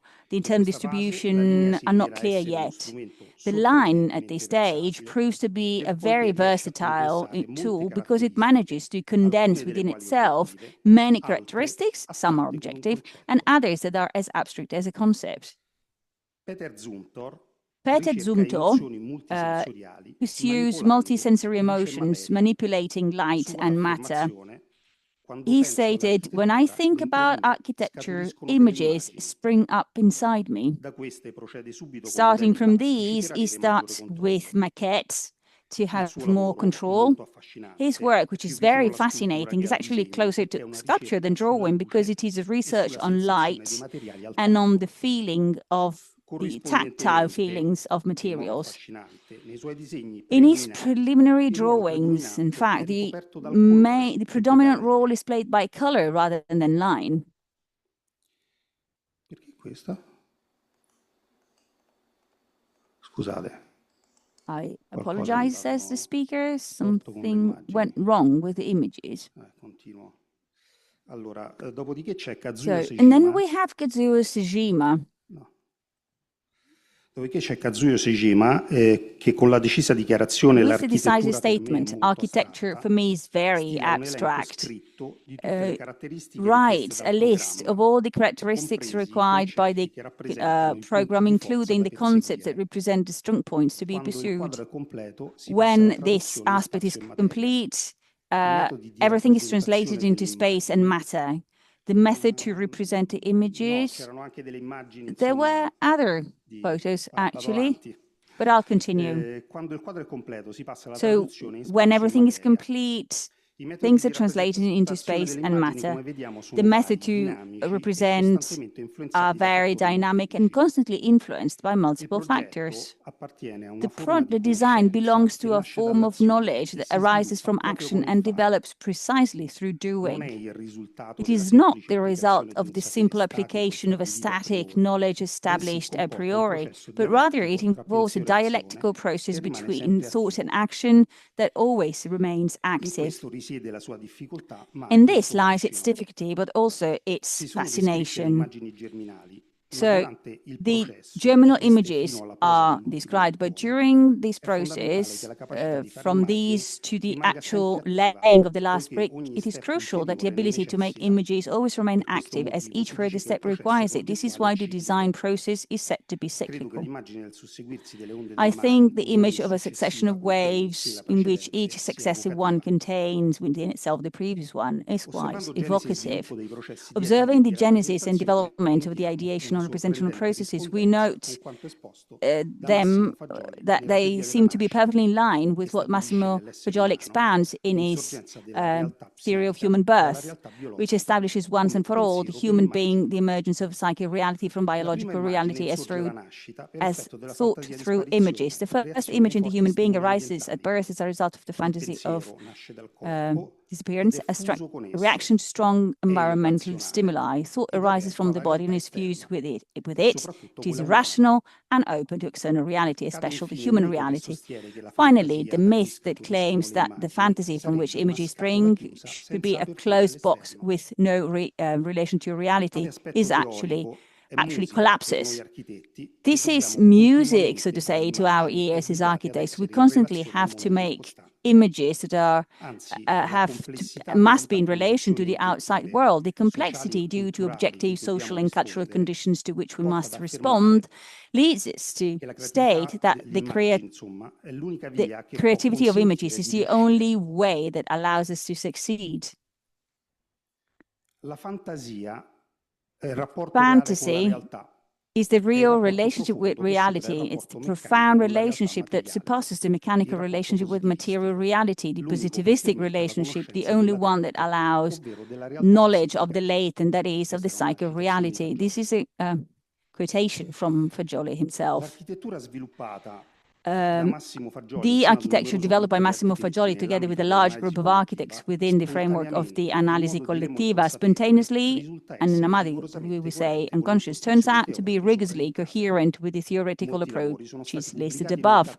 Many works were published in a catalogue whose title is relevant, The Courage of Images, which already says a lot about the importance attributed to it, especially in human beings and as a consequence in architecture. The recurring characteristic is that the fact that ideas and sketches quickly become projects without second thoughts and changes of direction. It was repeatedly reported by the protagonist that ideas and sketches were in their simplicity so evocative and precise that the project developed harmoniously without much elaborative effort. The various actors of distribution, structure, and contextualization were, so to speak, synthesized in the starting line, so essential as to constitute an element on the boundary between drawing and symbol. It is well known how some sketches for architectural projects, that you can see here, they are the ones in the lower part of the screen, were read in Chinese,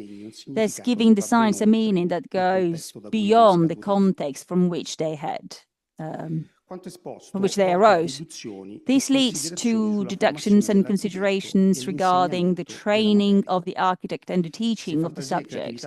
If imagination and creativity are present in each of us from birth and are open to our relationship with the outside world, we admit that they're also influenced by it. Indeed, as a consequence, as psychiatrists say, they can become poorer and they can be deteriorated, or at some level, they can even disappear. But, on the other hand, they can be developed and honed through personal research that goes through the teaching of trainers. So a delicate aspect opens up on the reality of teaching. We should have clear ideas and be ready to recognize the role of the student, deciding and accepting not to manipulate the student. So we have the role of the images and the ability to intervene to develop them, and the student, but also in oneself, concentrating on the elaboration of the best method to convey the project, so that the student can build his own vocabulary, their own vocabulary, and their own capacity. Maybe the best word is to train. To teach does not sound right when talking about imagination and creativity, as it is suggests the concept of conveying from one subject to another. See the etymology of the term, which derives from the Latin insignare, to impress marks in the mind. Instead, it's all about developing something that is already present in the student's baggage. The merit of the human birth theory in architecture is to have, on the one hand, cleared the field of misleading image theories, and on the other hand, to have provided theoretical support for the ways in which the subject has always been communicated and taught exclusively on an empirical basis. To the sensitive and imaginative man who lives, objects are in some sense double. He will see with his eyes a tower, the countryside. He will hear with his ears the sound of a bell. And at the same time, with his imagination, he will see another tower, another countryside. He will hear another sound. In the second kind of goal lies all the beauty and pleasure of things. Sad is that life which does not see, does not hear, does not feel, except for simple objects. Those only whose sensation is received by the ears, the eyes, and other feelings. This is the theory of the double vision of Leopardi, and as it often happens with poets, they say it all. The perception of the five senses that occurs in the waking states goes on to stimulate something else, our imagination, which processes those images, transforms them, and represents them in another guise. If we apply it to our field, this is the work of the architect. We cannot avoid at least considering a parallel with dreamlike activity, which, starting from external stimuli, processes them, transforms them, and represents them in the form of images during sleep. As we know, the activity of psychotherapy is aimed at the recovery, preservation, and development of what is defined as the patient's internal imagery, from which depend the recovery, preservation, development of dreamlike images. In psychotherapy, then, we are obliged to consider an activity that affects the patient's capacity to make images, that is, the fantasy and the creativity of the patient, with the aim of recovering and enhancing it. As it happens in psychotherapy, so it happens for architecture. With all due distinctions, of course, in architecture there is no cure, only training and research. But if the realization of greater imagination in the patient leads the therapist to observe a new reality of a reactive life, the architect will only be able to look with satisfaction at his achievements, which, however beautiful they may be, will be obliged by their nature to remain unchangeable. The only possible consolation will be the thought that they may be of use to other human beings. Thank you.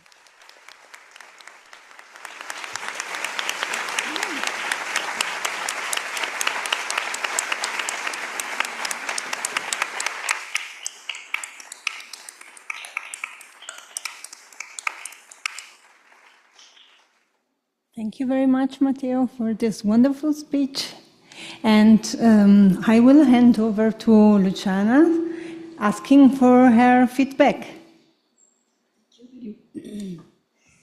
Thank you very much. Also me speak Italian. Sorry. Ringrazio I relatori per le eccellenti relazioni. Grazie. Thank you to the speakers for the excellent presentations that have well shaped the topic of this conference, which highlights the importance of arts and creativity and the whole contribution of aesthetics in psychotherapy and healing. We might ask, after these presentations, at what point is aesthetics today? I believe that can be legitimized precisely on the basis of an increasing loss of sense and of reality, an increasing difficulty in defining what is psychotherapy, but also what is art and creativity. The texts collected in these days and in our panel provide a multidisciplinary key that actually offers a quick map of interesting reflections that confront and collide in a productive sense within psychotherapy, contemporary philosophy, and art. It is necessary today to look not only at psychotherapy, but also in the expression of art, the sign of the image. As Jung writes, every psychological phenomenon is a symbol. If it is supposed to affirm or signify something more and different that than that for the moment escapes our knowledge. We know that studies on symbols and processes of symbolization constitute a not unconsiderable field of interest in both the humanities and the social sciences. But above all, it emerges today that even in psychotherapy and psychoanalysis, there is a significant value on unspoken things which remain enigmas or even have a symbolic place in representation. From history and anthropology, we are told how in the philosophical tradition the theme of myth, origin is always addressed, according to the studies of Ricoeur, Cassier, and Bartholomé, but also in psychology and psychoanalysis, Freud, Jung, Abraham, Piaget. They all speak to us of symbols and signs, specifying their not always evident and often unconscious meaning.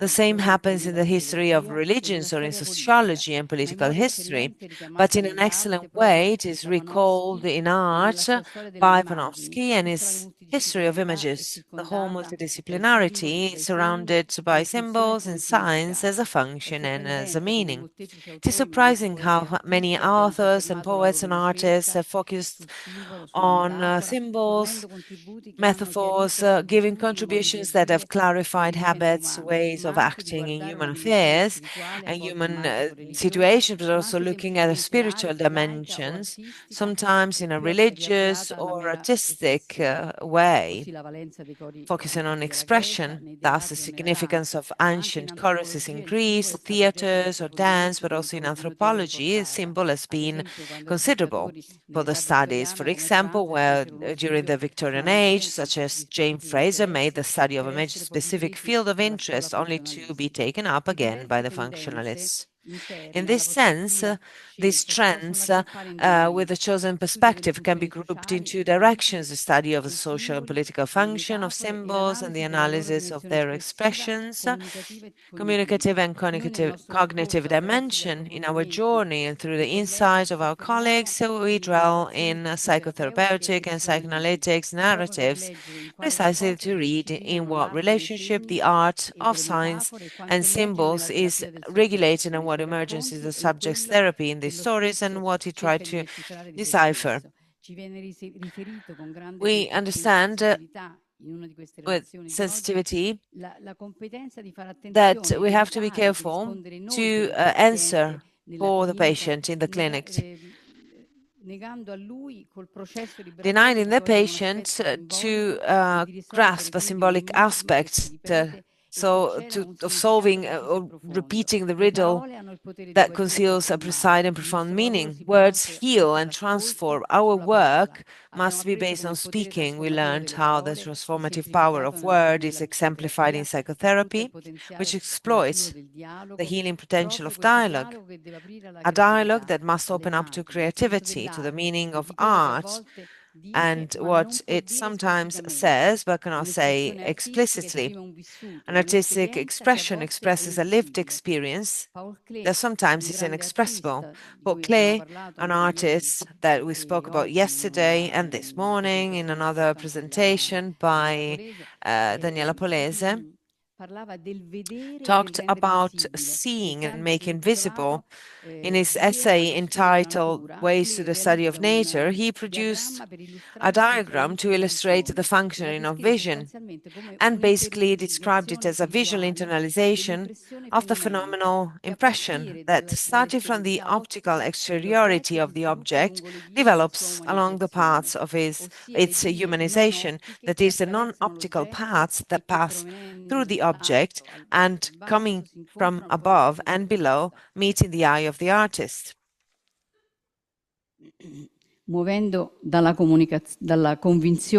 Starting from the conviction that the thing is more than what we see, clearly demonstrates that the physical appearance of the object does not bring the self any information. Conversely, as soon as the inner vision, which is inscribed in the circle of the world, also originates within the optical pathway of a phenomenon and the interiority of the object is immediately opened. Visual interiorization is thus a creative process based on a logical, intuitive process, and it allows me and also to us who study this relationship embodied between psychotherapy and art to realize the synthesis of external vision and internal vision, to draw with good approximation on the Gestalt root of the phenomenon, moving from the conviction that a great natural reality involves at the same time not only the artist, but equally also psychotherapists and the patients, and nothing can happen to one without it happening to the other. This is the power of the eye that sees and the ear that hears, almost a paradox, but it is similar to the sign, a metaphor, or the allegory about the repeating fact. So reflections on art, on symbols, on narrations, and reformulation of the consideration of a painting as an object, or of a word in the case of narration, reveal the condition that make vision possible, something that appears close to what Ponti says, talking about the visible and the invisible, and the eye and the spirit, where the references to Paul Clear several. When we speak about metaphors of signs and symbols, we see how narration and vision are created and taken in the midst of things. In the play, it is the place of that mystery of passivity that is rooted in the evidence of being. That is why we can listen analytically in line with the evolution of the narration and the vision of the other, who tells us about themselves, of being in the world. And so the contribution of art in psychotherapy opens up a new horizon. Similarly, the metaphor focuses on the role it plays in narrative as a catalyst for transformation in the psychotherapy process. It was clear how metaphors can be defined as linguistic expressions, and in this sense can be used outside of their usual meaning to express a similar concept. They may even be able to connect, like vision, two different entities on the basis of their shared characteristics. Allegories and motions of the spirit also bring into the dialogue new rich sources of something that seemed veiled but must somehow be expressed in a clearer way. All this reminds of the transference in psychotherapy, the language of the unconscious talking to each other without the subjects knowing it. Very interesting, the examples from Iranian literature that illustrate the special relationship between cultural nuances and metaphorical expressions. Through this, we are able to begin our understanding of the transformative bridges in psychotherapy, but it is possible to apply this to all contemporary knowledge. We live in a multidisciplinary age where each one's testimony is prolific, with new horizons on psychotherapies thanks to the connections between art and creativity. And with art and creativity, we analyzed all this with a multidisciplinary approach in order to ascertain the progress in research of image creation and studies. I was struck by the context addressed by the curiosity for the psychic aspect by Giorgio Vasari, despite the fact that artistic historiography often involves not only a fantastical element, but the creation of an imaginary that directly affects the subject who enjoys it. We talked about Panofsky, who worked on images and wanted to constitute an atlas of the world to represent this language. There is a reflection of a more specialized field of study of art to the real act, mental act, which favored a discourse that tends to drain the resources of the image, But working on the vision, this vision, we can also understand how art history, which has been in a crisis for a long time, especially in our contemporary culture, actively works to stand out, as we have seen in visual studies. These studies, which, as we learned, seem to be more similar to anthropology than psychology, and they try to radically define the concept of art in a multidisciplinary contribution. The theories emphasize the importance of images at the basis of the human mind. Hence, we could say it is okay to emphasize physicism and images that seem to challenge us. So, this leads us to the question, is creativity be taught? And what Le Corbusier said in his publication on the 5 points of new architecture that was described to pass beyond the style for a relationship and context starting from variables to essential elements. Also in this context, what guides the composition is sensitivity as an imagination of architects that appears also to the patient or the artist, who will have to read, assimilate, and process the external stimuli and the environment, as well as their experience formulating an idea, possibly new and original, that responds to all the initial aspects. This originality may in turn clash with irrationality and inconsistencies, such as the senses of the artist, the architect, but also to the listener in psychotherapy. Interesting is the fusion and the ability to intervene and create.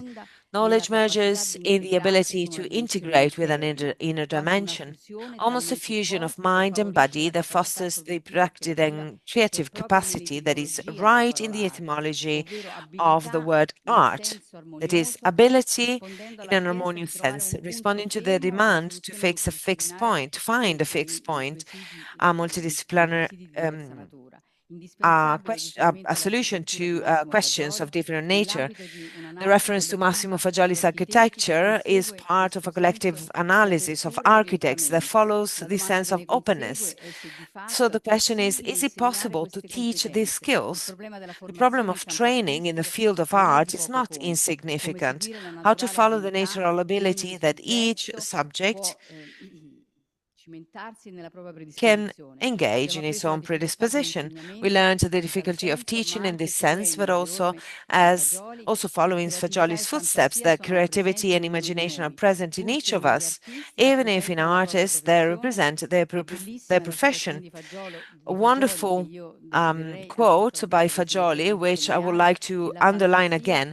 Fantasy is a real relationship with reality. It is the profound relationship that overcomes the mechanical relationship with material reality, the positivistic relationship, the only one that allows knowledge of latent or psychic reality. We don't have time to have a look at too many things, so I would like to thank the University and the Massimo Fagioli Foundation for promoting a topic of great topicality for our contemporary times, and at the same time offering us the opportunity to discuss essential issues such as aesthetic vision, art, creativity. On this, I just want to open a discussion on the subject of a narrative in psychoanalysis. In talking about metaphors, symbols, signs, expressions that through creativity manage to unveil that mystery and enigma that is hidden and that sometimes cannot be fully unveiled. And I close up with a quote by Closer on the symbol that says that a ray that immediately from the dark depths of being and thought comes to strike our eyes and passes through our whole being. Thank you.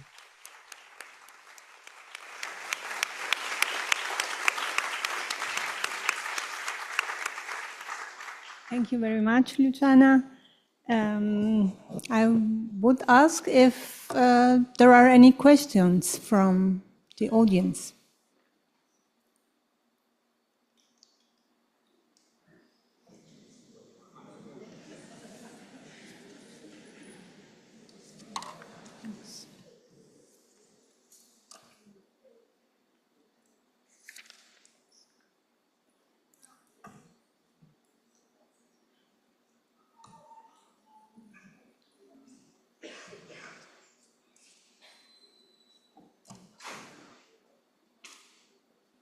Sì, grazie mille. Intanto volevo ringraziare. Yes. So first of all, I would like to thank all the speakers of this panel, which has been absolutely captivating. This and the previous panel, I think, were extremely rich in a lot of suggestions and very insightful. I would like to say that Mi sembra che la ricerca di questo convegno che what abbia cercato this conference has tried to combine together art and science, which seem to be two lovers that could not meet. They could never be together. Actually, this conference was able to combine, thanks to what was said, this impossible love. Art is no longer so unintelligible to science, and science will no longer be so icy cold to freeze the freedom of art. And if we can provide dignity of knowledge to art and dignity of creative freedom to science, I think this would be a fantastic result. I would like to add that in order to get to this conclusion, it was necessary to overcome certain hypotheses on the artistic reality that came specifically from psychotherapy, Freudian psychotherapy and beyond, which is always considered art as conditioned by the history of human beings, by the environment in which they're born, the context in which they're born. And even the creator was not completely free to express themselves.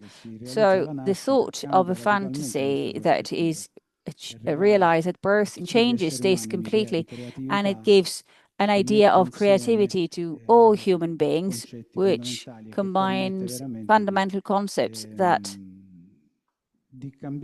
allow to change even the possibilities of psychotherapy. And I would like to conclude with a very simple question. Creativity that we've heard being discussed, can we say that creativity can be expressed always through images? If we think back about the origin of creativity, specifically at the birth, is there always an image at the basis of a new thought? Thank you.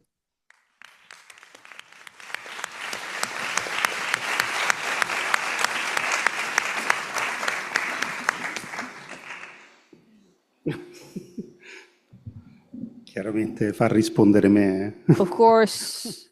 Are you asking me to answer?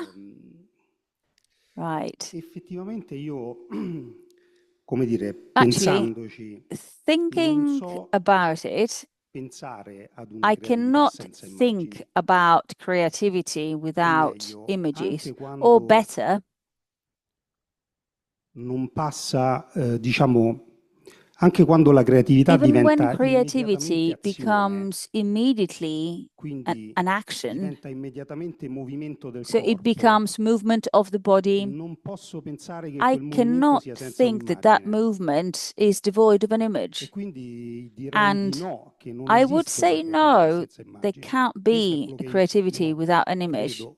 This is what I Cioè non believe. riesco a fare un pensiero, I cannot diciamo, di un have a thought atto creativo che non about abbia a un'immagine alla creative base. act that doesn't have an image Anche nelle at its situazioni, diciamo, basis, più, even tra in virgolette, astratte. the Cioè, more abstract situations, astratta è if una you parola will. brutta, però I mean, appunto abstract anche is in quelle not a nice situazioni in word in cui this context, but even those apparentemente situations sembra where che non ci apparently sia, it in seems as realtà if poi there se were no andiamo a images, cercare, actually, if we c'è look, un'immagine di there partenza. is a starting image.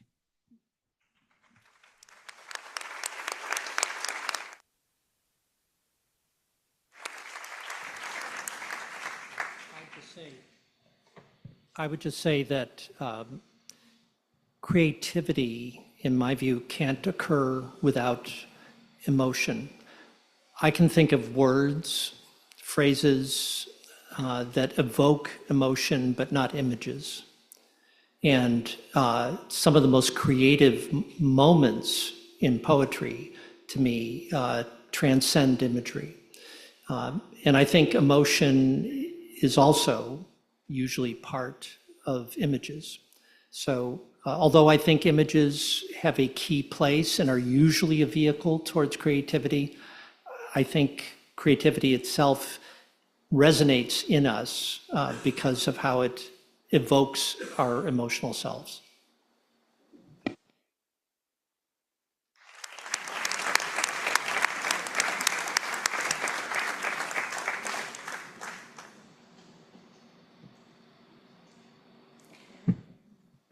Timothy, you also spoke about understanding and feeling. That's maybe a way to come to this point, because we also think no understanding of another human being is possible without feeling, without the body, without sensitivity, without affectivity, and without images. So, yeah, I think it's especially true in trying to teach residents or other mental health professionals about psychotherapy. What's hard about it is because it involves us as humans, that if we're going to be effective, we have to experience something meaningful. Sorry, I'm getting a lot of feedback here. We have to experience something meaningful in ourselves as we conduct therapy. And without that, it's really a didactic exercise. And I think emotion is really what art is most important for, and why I think if we lose it in the practice of psychiatry, that we're really deprived as a result. it's very important what you said. And I can imagine this, or I can think this, deep meaning, what you are experiencing, what you are feeling. You also have reading poetry. And you said it's no image there. But this feeling, yes, it's maybe no image as a figure, but it's an image with a sound, with effects, and it reminds of something very, very far in our development. Yes.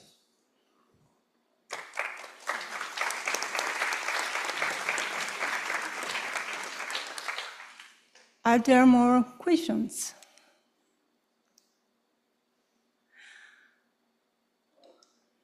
No? Okay, then I must tell you that we have to bring the coffee break, we have to skip it. And so we will continue without pause with the next panel. And because we are running out of time, and I am calling Giusy De Santis, Alessandro Mazzetta, Massimo Dorzi, Emanuela Fontana, and the other authors for the next panel. Thank you very much.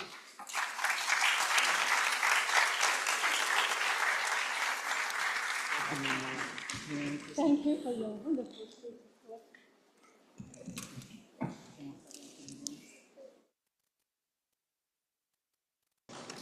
Buonasera a tutti. Siamo giunti all'ultimo Good evening. panel So del this is the convegno last Psychotherapy, Creativity and the panel Arts. of the Congress, Insieme a me, Psychotherapy, Alessandro Creativity and the Mazzetta, Arts. Together with me, Alessandro psichiatra e Mazzetta, discussant, psicoterapeuta, di psychiatrist ruolo e and di gruppo, lavora in psychotherapist, pubblico e in privato. works in the Sta public concludendo and un the private dottorato di sector. ricerca in He's about to neuroscienze finish presso a l'Università Tor Vergata di PhD Roma in con un focus Rome, Tor sulla salienza Vergata, with a focus aberrante. on Musicista, diplomato in salience. contrabbasso presso He il is a Conservatorio musician. di Torino. Io sono Plays Giusy the De bass. Santis, scrittrice e I am critica Giusy De cinematografica e Santis, teatrale, writer and dramaturg e responsabile art editoriale per critic, cinema e serie TV. dramaturg, and I work for the cinema Insieme a and noi TV series. abbiamo Together with Emanuela us, Fontana, we have Emanuela Mirra Fontana, Frank, Mirra Bank, Tallini e Stefania Massimo Tallini, Dorzi. and Massimo Dorzi. Ci addentreremo ora in We will territorio talk now artistico about attraverso the un arts suggestivo viaggio with tra parole, immagini, movimento e suoni. traveling through images, Vado dunque a movements, and presentare sounds. il So I primo would dei like nostri to interventi. introduce the first of our L'immagine della speeches, luce, la the forma del image of movimento. light, Relatore è shape of Massimo movement. Dorzi, The regista speaker e is Massimo scrittore. Dorzi, Tra i suoi director lavori, and Adisa o la storia dei writer. 1000 Among his anni, Samara, works, Adisa, The Ribelli Thousand e Year Bosnia Story, Express. Samara, Del 2016 Rebellions, è il suo and romanzo Bosnia Tempo Express. In Imperfetto, edito 2016, dalla he Sondoro wrote the Edizioni, novel Tempo ed è fra gli Imperfetto, ideatori e collaboratori della nuova and storia del he cinema collaborates with edita the da new Webby. history Prego, Massimo. of cinema by Hopley. Thank you very much. Thanks for inviting me, especially to the Massimo Fagioli Foundation. It is an honor to be here and to taking part di cose che mi hanno fortemente ispirato, anche emozionato. to these deeply and thorough topics. And so I will try to give my contribution to the things that have been said already and that inspired these 2 days.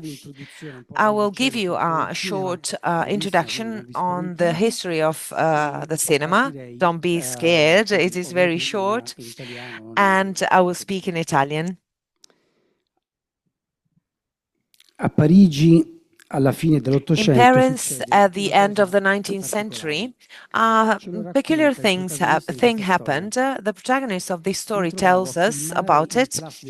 I was filming at the Place de l'Opéra when the camera stopped. Projecting the film, rewound at the point where the fracture had occurred, I suddenly saw an omnibus turn into a hearse and men change into women. The trick by substitution had been invented, and 2 days later, I made the first transformations. A few years later, in 1902, that wizard of appearance and disappearance, Georges Méliès, made a short film entitled Journey to the Moon, which, besides being an amusing tale realized with special effects that were rudimentary, tells that this new medium, film, would explore unknown worlds and expand the boundaries of human imagination, riding on the back of a ray of light. That registration of movement with a technique that reproduced the world as it is completed the idea of an art as mimesis. At a time where the West, as we have seen in these days and heard many times, was undermining the concept of realism and verisimilitude, the Lumière brothers sentence, who also invented the cinema, they said the cinema is an invention without a future. 20 years later, in the Soviet Union, in the aftermath of the October Revolution, the cinema had to and wanted to contribute to creating the new man. Eisenstein discusses about it in his essay Dickens, Griffith and Us, in which he masterfully tells how things went in the early days of cinema in a few fundamental steps. The American Griffith had translated into images with parallel editing the 19th century idea of literature, which presupposed a well-structured narrative of events, of opposing elements that never meet, good and evil, rich and poor, arranged in a logic of cause-effect. Eisenstein, in his editing of Attractions, takes a step forward compared to American cinema. He understood that cinema can be the expression of thought in images. A decisive moment in this process was the discovery of the human face, so the close-up.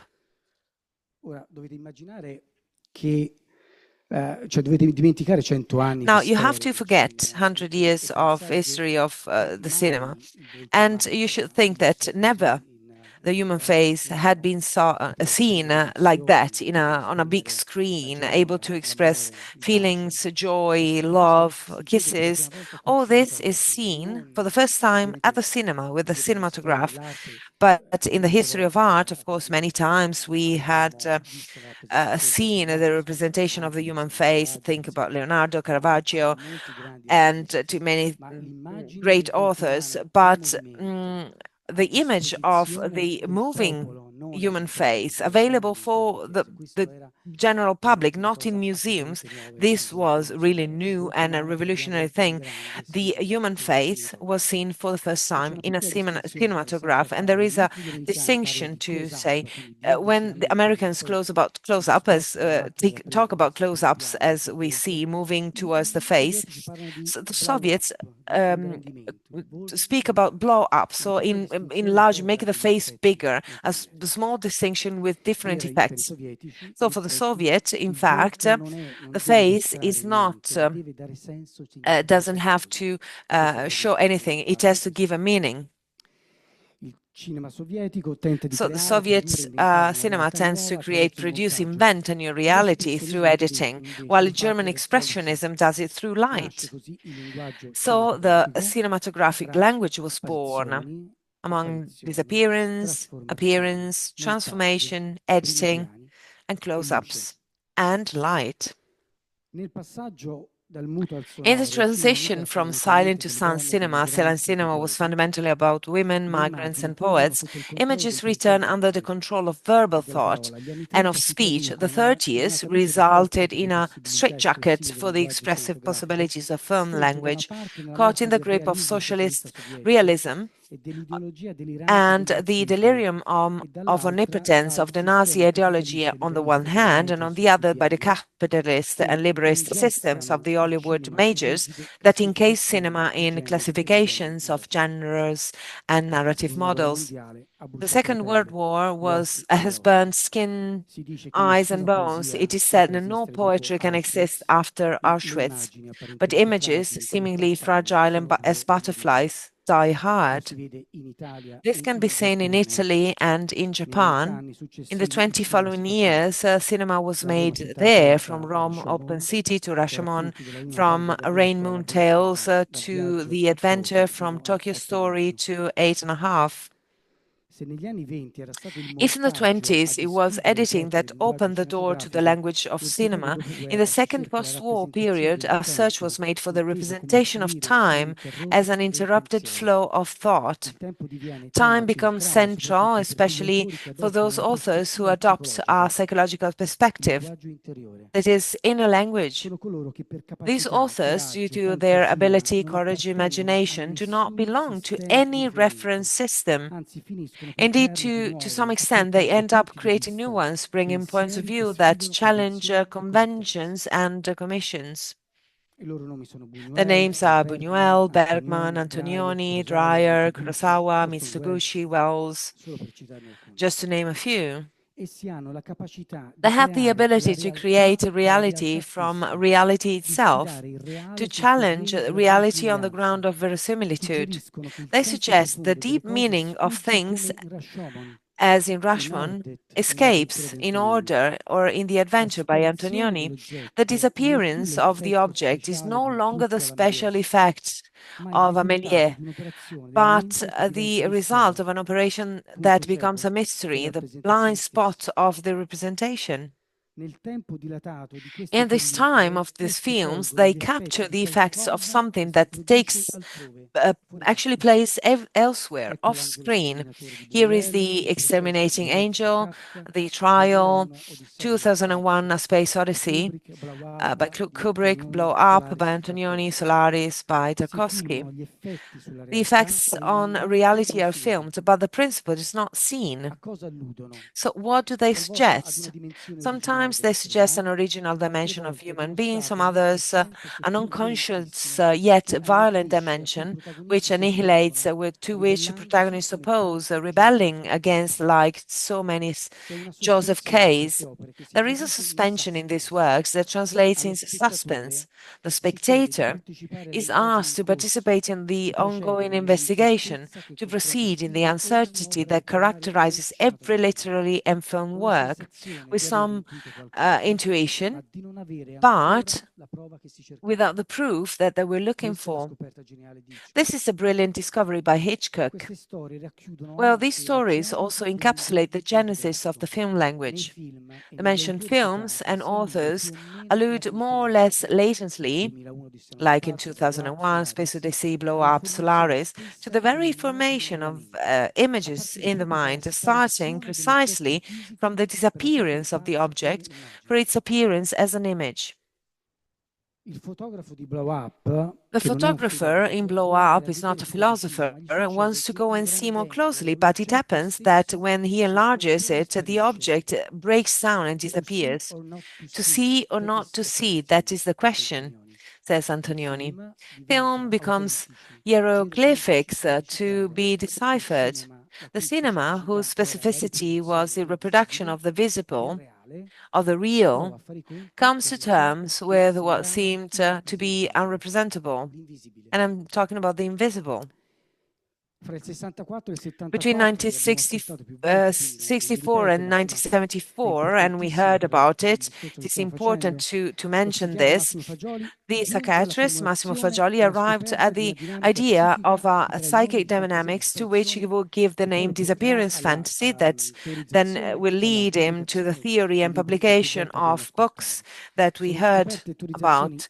And these are cornerstones that happen in the same years of these films that we are talking about, also mentioned in the psychiatrist's research. Let's think about 2001: A Space Odyssey.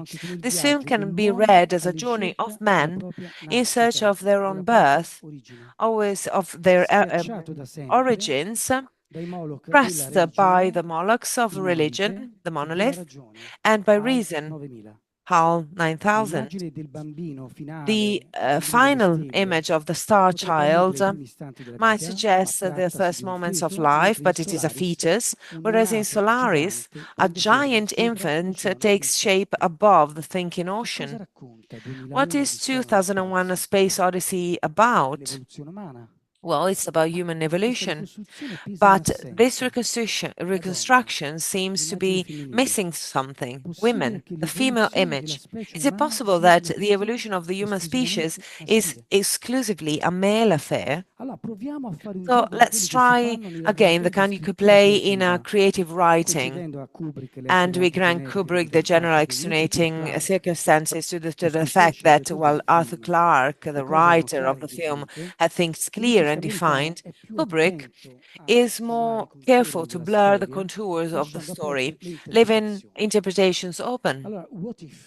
So what if the monolith were not made by a superior identity nor aliens?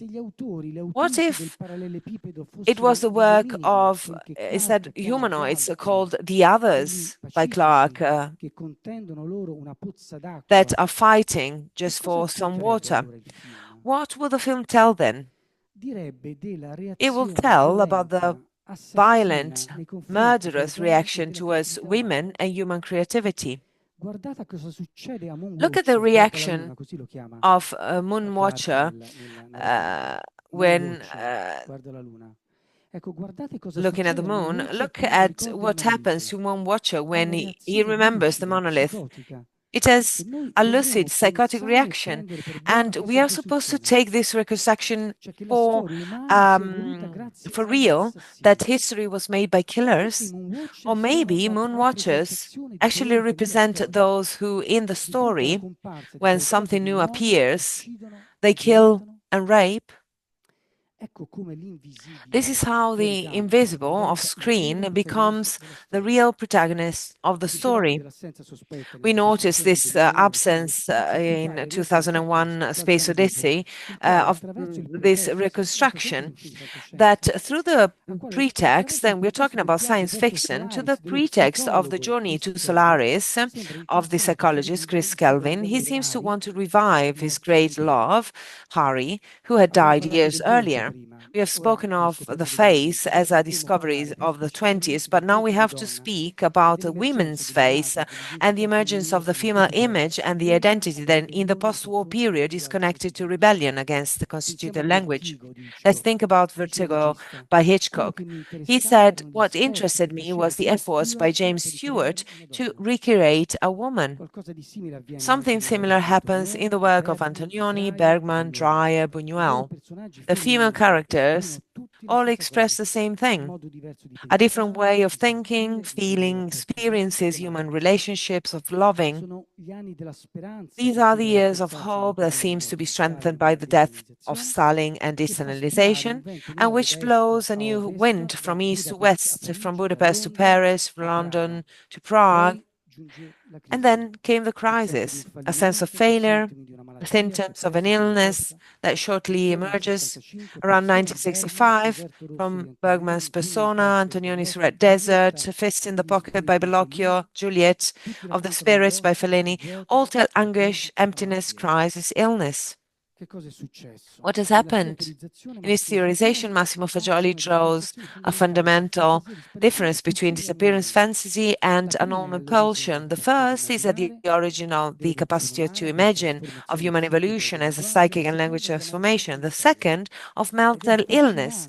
And it is fascinating to think what inner thought processing the psychiatry was doing in those years in a constant dialect with those cultural and artistic phenomena, from which he drew more knowledge and drive than from the books of psychoanalysis and psychiatry, as repeatedly recalled. And it's in 1968, with Imagination in Power and Power of Imagination, cinema felt freer to represent and narrate what was moving in society and in culture. However, under the banner of freedom, deadly viruses were moving, and cinema represented them. The new generation stream, bearer of emancipation and joie de vivre, soon turned into the night of the living dead due to drugs, mental illness, violence, sexuality, blended into a single dictate. In those years, two Italian films marked time, Bertolucci's Last Tango in Paris and Liliana Cavani's The Night Porter. At the end of the 70s, the postmodernists Ebb and Creed said the death to art. If art is dead, there is no distinction between television, clips, advertising, what is new and what is not new and inauthentic. In those years, Fagioli researches on images with Bellocchio and with a group of architects that took part to Analisi Collettiva. In 1980, he wrote the introduction for the screenplay of A Leap in the Dark, and 6 years later, in Devil in the Flesh by Bellocchio, the psychiatrist intervenes in all stages in the making of the film. The reactions from critics, from culture and the film world are mainly furious. Why? What did the film represent? Certainly, it protested against the death of art and the female image at a time when, in film, the image was of a plastic woman, of female bodies torn to pieces. Critic Simone Emiliani writes, the body, especially the female body, becomes the authentic ground of linguistic confrontation in the Reagan decade, exalted by muscular heroes in mainstream cinema and cheerfully torn to pieces by directors such as Sam Raimi, David Cronenberg, John Carpenter, David Lynch. And this climate, the making of Devil in the Body, is a titanic act. It shows the courage of one who has already faced a bloody confrontation with the culture of the death instinct and has not collapsed. In the same year, it's important to remember that 3 films came out: Betty Blue, 9 Weeks and a Half by Adrian Lyne, and Blue Velvet by David Lynch. The 90s are marked by a historical event of global significance, the fall of the Berlin Wall and the end of the Soviet Union. So in movies, we go from Till the End of the World, Matrix, The Matrix, Eyes Wide Shut by Kubrick, with devices that allow the blind to see the world and even to record dreams in the mind, to a reality that reality is only an electrical impulse supplied to the brain of humans by an artificial intelligence. Real and virtual evolutions, double dreams, memories, recollections. Science fiction is the ideal container in which we can explore new outer and inner worlds. In the 90s, Massimo Fagioli at a conference that was mentioned many times, entitled The Forms of Language, he talks about non-oniric unconscious image to make a distinction with the description of reality, as mentioned by Zola and Dickens, to the transcription of dreams like surrealism and the image that he often referred to about the initial image of Bergman. And this is an essential cornerstone. In those years, the research on images is not only theoretical. He does 3 movies. In these years, he deepens the far-reaching ideas in a dazzling piece. If I Drew a Woman, Fagioli succeeds in blending science, art, and poetry. In his brilliant dialectic with the famous incipit of Kafka's The Metamorphoses, he writes, Gregor Samsa, waking one morning from troubled dreams, found himself transformed in his bed into an enormous, unclean insect. What has happened to me? He thought. It was not a dream. Words from which leaks out the brilliant idea that it is a consciousness that appears with wakefulness that transforms us into huge unclean insects, the lucid thought that forgets, denies, abandons into nothingness the unconscious thought of sleep. And so the director, every time that he gets behind the camera, actually runs the same risk. Thank you.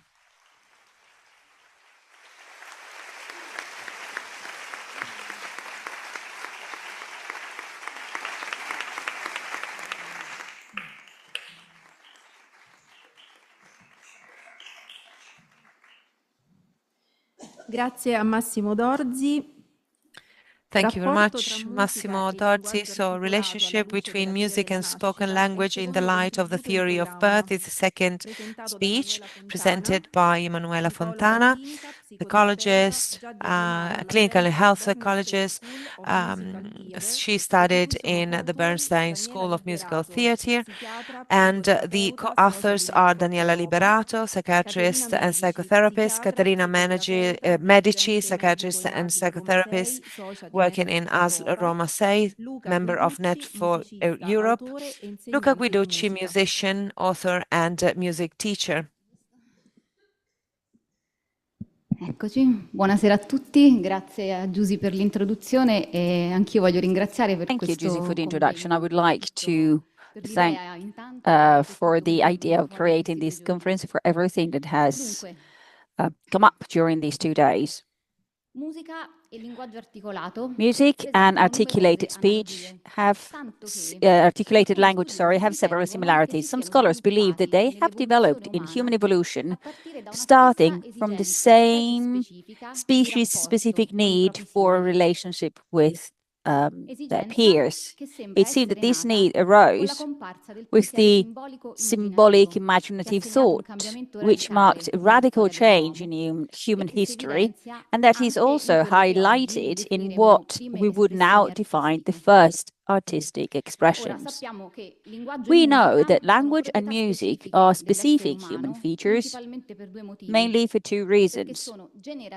They are generative, that is, they're capable of creating a potentially infinite range of combinations starting from a finite number of elements, and also because they are universal, that is, they're present in every culture and society. In addition to this, every human being has a natural inclination to appreciate, learn, and use both forms of expression and communication. Indeed, the concept of music we refer to is not that of the technical language in the hands of few experts, but it follows pre-established rules, a form of primary and spontaneous expression which is common to all individuals. Just think about what happens with small children when they listen to music. So, if the universal and generative nature recognizes substantial differences from communication systems or the so-called singing of animals, we would like to underline another important difference, i.e., while animals use sounds to provide useful information to themselves with their ears, for human beings, music as articulated language are first and foremost an expressive need that goes beyond what is useful, because it is born and develops in the human-to-human experience. Paleoanthropological research has always focused on defining when and how we became human beings. Our species, Homo sapiens, that appeared about 300,000 years ago, was different from its predecessors because of some peculiar anatomical physiological characteristics and for the appearance of symbolic thinking. The symbolic thinking, which is believed to have marked the dawn of Homo sapiens, is a cognitive activity of the wake, thanks to which our ancestors could, for example, imagine the shape of stone even before carving it. Even though it is innovative and clever, this cognitive ability, it is not enough to explain the uniqueness of the evolutionary leap of Homo sapiens. According to what the paleoanthropologist Ian Tattersall says, and I quote, "Our mind today is like a tightrope walker constantly balancing on a thin line between the symbolic and the intuitive approaches.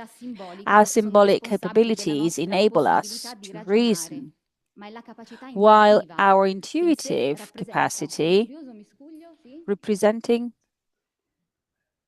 Ok, hanno detto che sto andando un po' troppo veloce, quindi They're rallento un telling me attimo. I'm reading too fast, says the speaker, so I will slow up. So let's go back to what Tattersall was saying. So our symbolic capabilities enable us to reason, while our intuitive capacity, so intuition, a word we hold dear, representing a curious blend of rational and emotional aspects, actually accounts for our creativity. We believe that it is possible, starting from Fagioli's human birth theory, to link up the symbolic and intuitive capacities to a common root, the ability to imagine, which appears in the dynamics of human birth, as we've heard, as the first activity of the psyche. We also know that throughout the first year of life, and not only then, at any interhuman relations and separation, this psychic activity leads to the creation of internal images as a memory, a fantasy of the feelings experienced in the relationships, and it will create the non-conscious dimension of each of us, the so-called unconscious.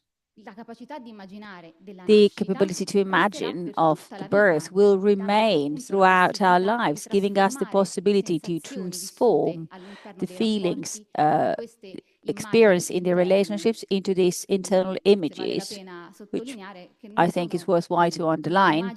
They are not images linked to the site. They are not defined, clearly defined figures. They come from the physical sensations. And again, to quote Marcella, Fagioli and Federico Masini, every relationship transforms into an inner image creation and therefore into the possibility of imagination, thought, and speech. We can then assume that human beings began to modulate the sound of the voice when they began to be able to imagine, following a need to have a relationship and not only for the need to survive. And the same happens in the ontogenetic development. First comes image thinking, so thinking through images, which is the only one which is present in the newborn baby and the children, then vocalizations, and then words appear. That all suggests that children, before the articulated language, the children already have a way of thinking that resembles, in some respects, that of a pre-linguistic Homo sapiens, to use the words of Professor Federico Masini. First come images and then languages. And the same goes for music, we'd like to add.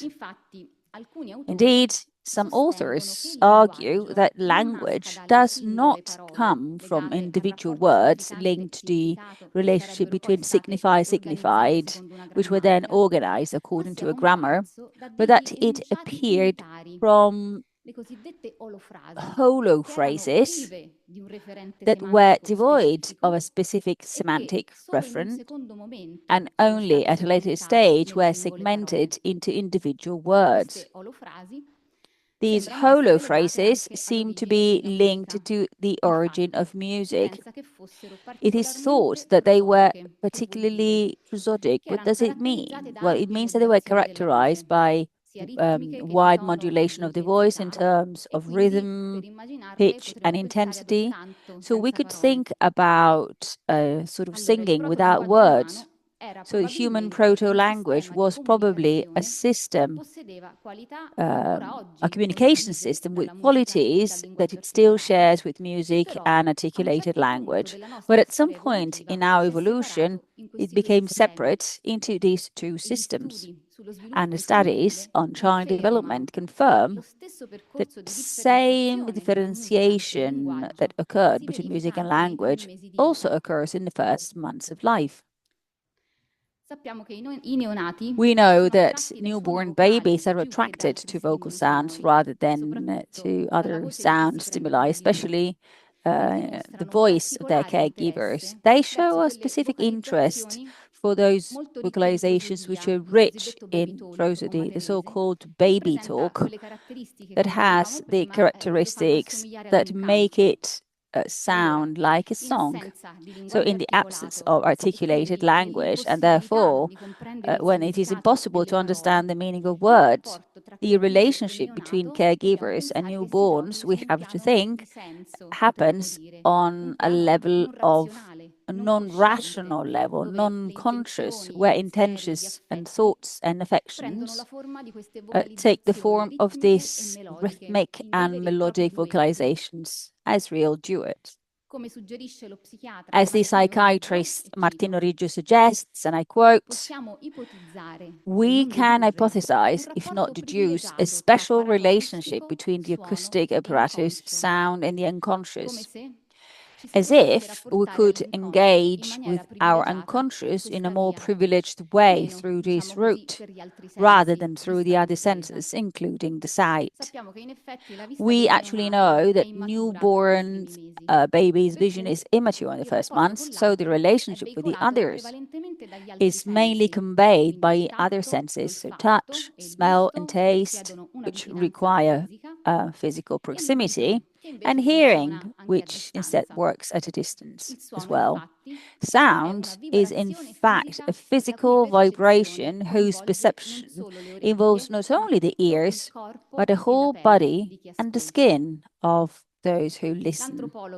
The anthropologist Dean Falk, who studied evolution, underlining that bipedalism has led to the shrinking of women's pelvis and therefore to the necessarily premature birth of small sapiens, with her thesis called Putting the Baby Down, she assumes that due to the muscular incapacity of newborns, what ceased to exist was a constant physical contact between mother and child, which is typical of primates, as the babies in this species hold on to their mothers for years. Human mothers, on the other hand, had to use their arms to hold their little ones, and this forced them to momentarily separate them from them, for instance, while they collected food. So when children reacted with cries and vocalizations to this separation, mothers started using their voice as a hug to reassure them of their presence. We could say that as they couldn't cradle their children in their arms, they started doing it through their voices. And even today, from birth, the voice is a privileged instrument in the relationship because it allows to resonate with the internal, deepest reality of others at that non-conscious level, non-rational level, as we said. The newborns actively communicate through the modulation of their voices. They express needs and affections, albeit not at a non-conscious level. According to what Massimo Fagioli believed, experimental studies on newborns indicated babies' cries anticipate articulated language. Crying is not just an alarm, it is already a language. Actually, it is always different. From the first weeks of life, newborns continuously develop the melodies of crying, which become increasingly complex, going from a single melodic arch, which corresponds to the sound, going up and down to the combination of several arches within the same breath. This development begins immediately after birth, and already in the pre-verbal phases, sounds emitted by children present prosodic elements that are related to the language of the environment they grow up in. All of these hypotheses and research activities support Fagioli's idea, according to which the sound of the voice is a vehicle of the deep sense into human relationships, and it precedes, because of importance and appearance, the articulated language. To quote the psychiatrist Francesca Fagioli, the maximum expression of the word is the most profound expression of the word is not the meaning useful for understanding one another, but it achieves its fullest meaning precisely in the way it becomes just sound, losing the meaning, as when in the pre-verbal experience of human life, we understand children by the sound and the modulation of the voice that comes out of their mouth. We know that babies, and the research has been demonstrating it, so babies create an active relationship with the other, and it is a specific relationship with the internal reality of the others, in particular thanks to that quality of the sound of the voice that is timbre. Like fingerprints or the face, in fact, there are no two people with the same timbre of voice. In music, too, the timbre is that property that, with equal pitch and intensity, allows to identify that if a musical note is produced by a violin rather than a piano. Similarly, we can identify one person from another by the timbre of their voice, despite the sound that we let out can vary continuously. In fact, the timbre should not be understood as a fixed quality. It is dynamic because it varies together with other characteristics of the sound in relation to the continuous movement of affections and internal reality of the person who's. Questo interesse del neonato per la voce, and the interest of the newborn for the voice is an interest for the relationship for the other, and it lasts for the entire life. Studies show that even as adults, listening to sung music arouses our interest to a greater extent than exclusively instrumental music.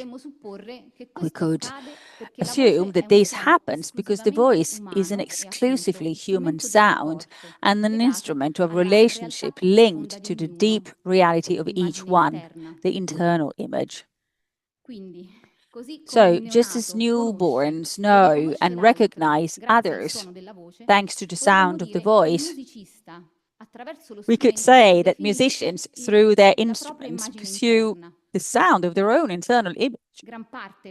Much of the search for musicians as the singers is for their own sound, as a tangible acoustic expression of their own internal image.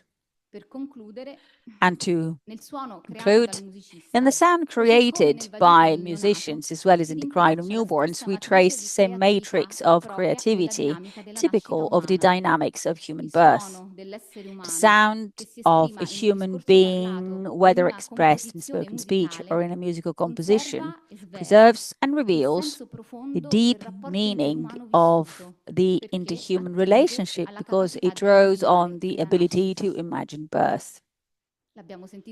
We've heard it many times during these 2 days. The articulated language, such as music and all artistic expressions, but also like the images of dreams, all tap into this matrix, this original and unrepeatable heritage of each individual, and at the same time, the dynamic that unites all human beings.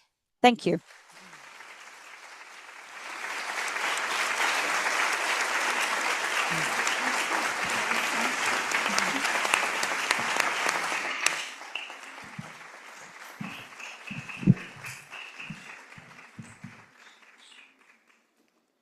Grazie a Emanuela Fontana e ai coautori Daniela Liberato, Emanuela Fontana and the co-authors.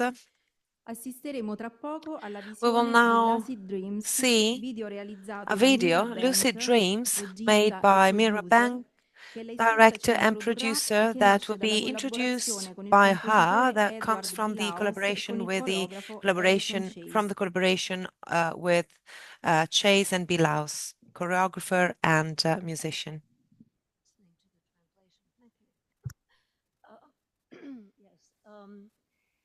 What you'll see behind me.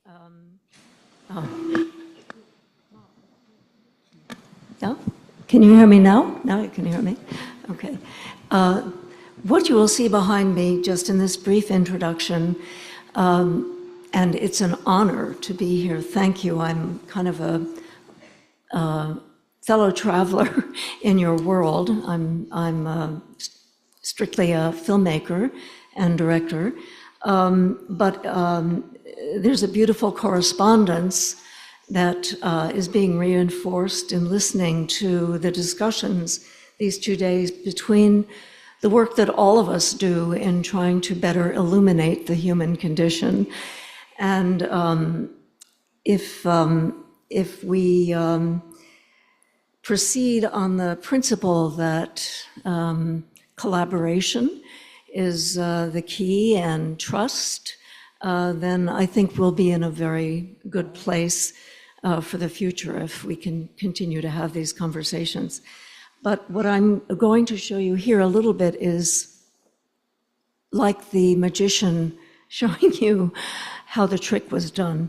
And I'm doing this because I hope you'll ask me questions later. All I'm doing now is just introducing the film.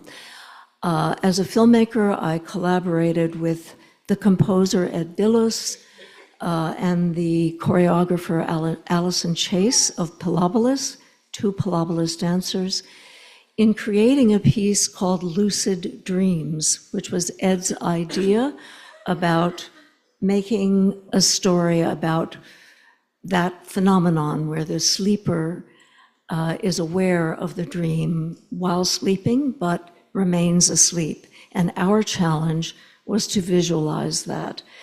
And so I will not talk about that process too much now. You watch the film, and then I hope you'll ask me questions later. But what we tried to do was both to allow the film to show you something that you would not see that the dancers were doing. So in Carnegie Hall, where this premiered, the dancers, 30 musicians, 2 live singers, and the film were all happening at the same time. So our task in the film was to project more than you could see from just what the dancers were doing. And afterward, I'll be happy to talk more about that. So I think now we'll see the film.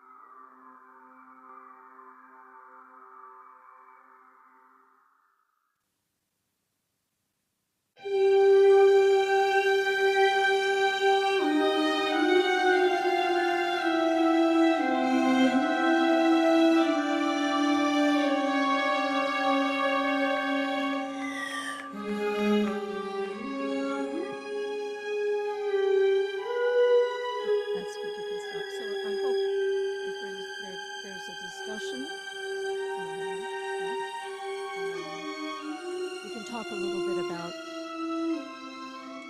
the dreamer within the dream, dreaming collaboratively, but the flight, the erotic dimensions, these are all part of a collaborative trust that we had to create to make this. And I think they're also part of what you've been talking about for the last several days, about freeing ourselves through this kind of leap of faith. It's a risk to do this kind of work. And when it's done, you make discoveries. And so I think working in this way, improvisationally, where each person builds on contact and connection with the others, is a very rich area in our practice, both in art and in therapy.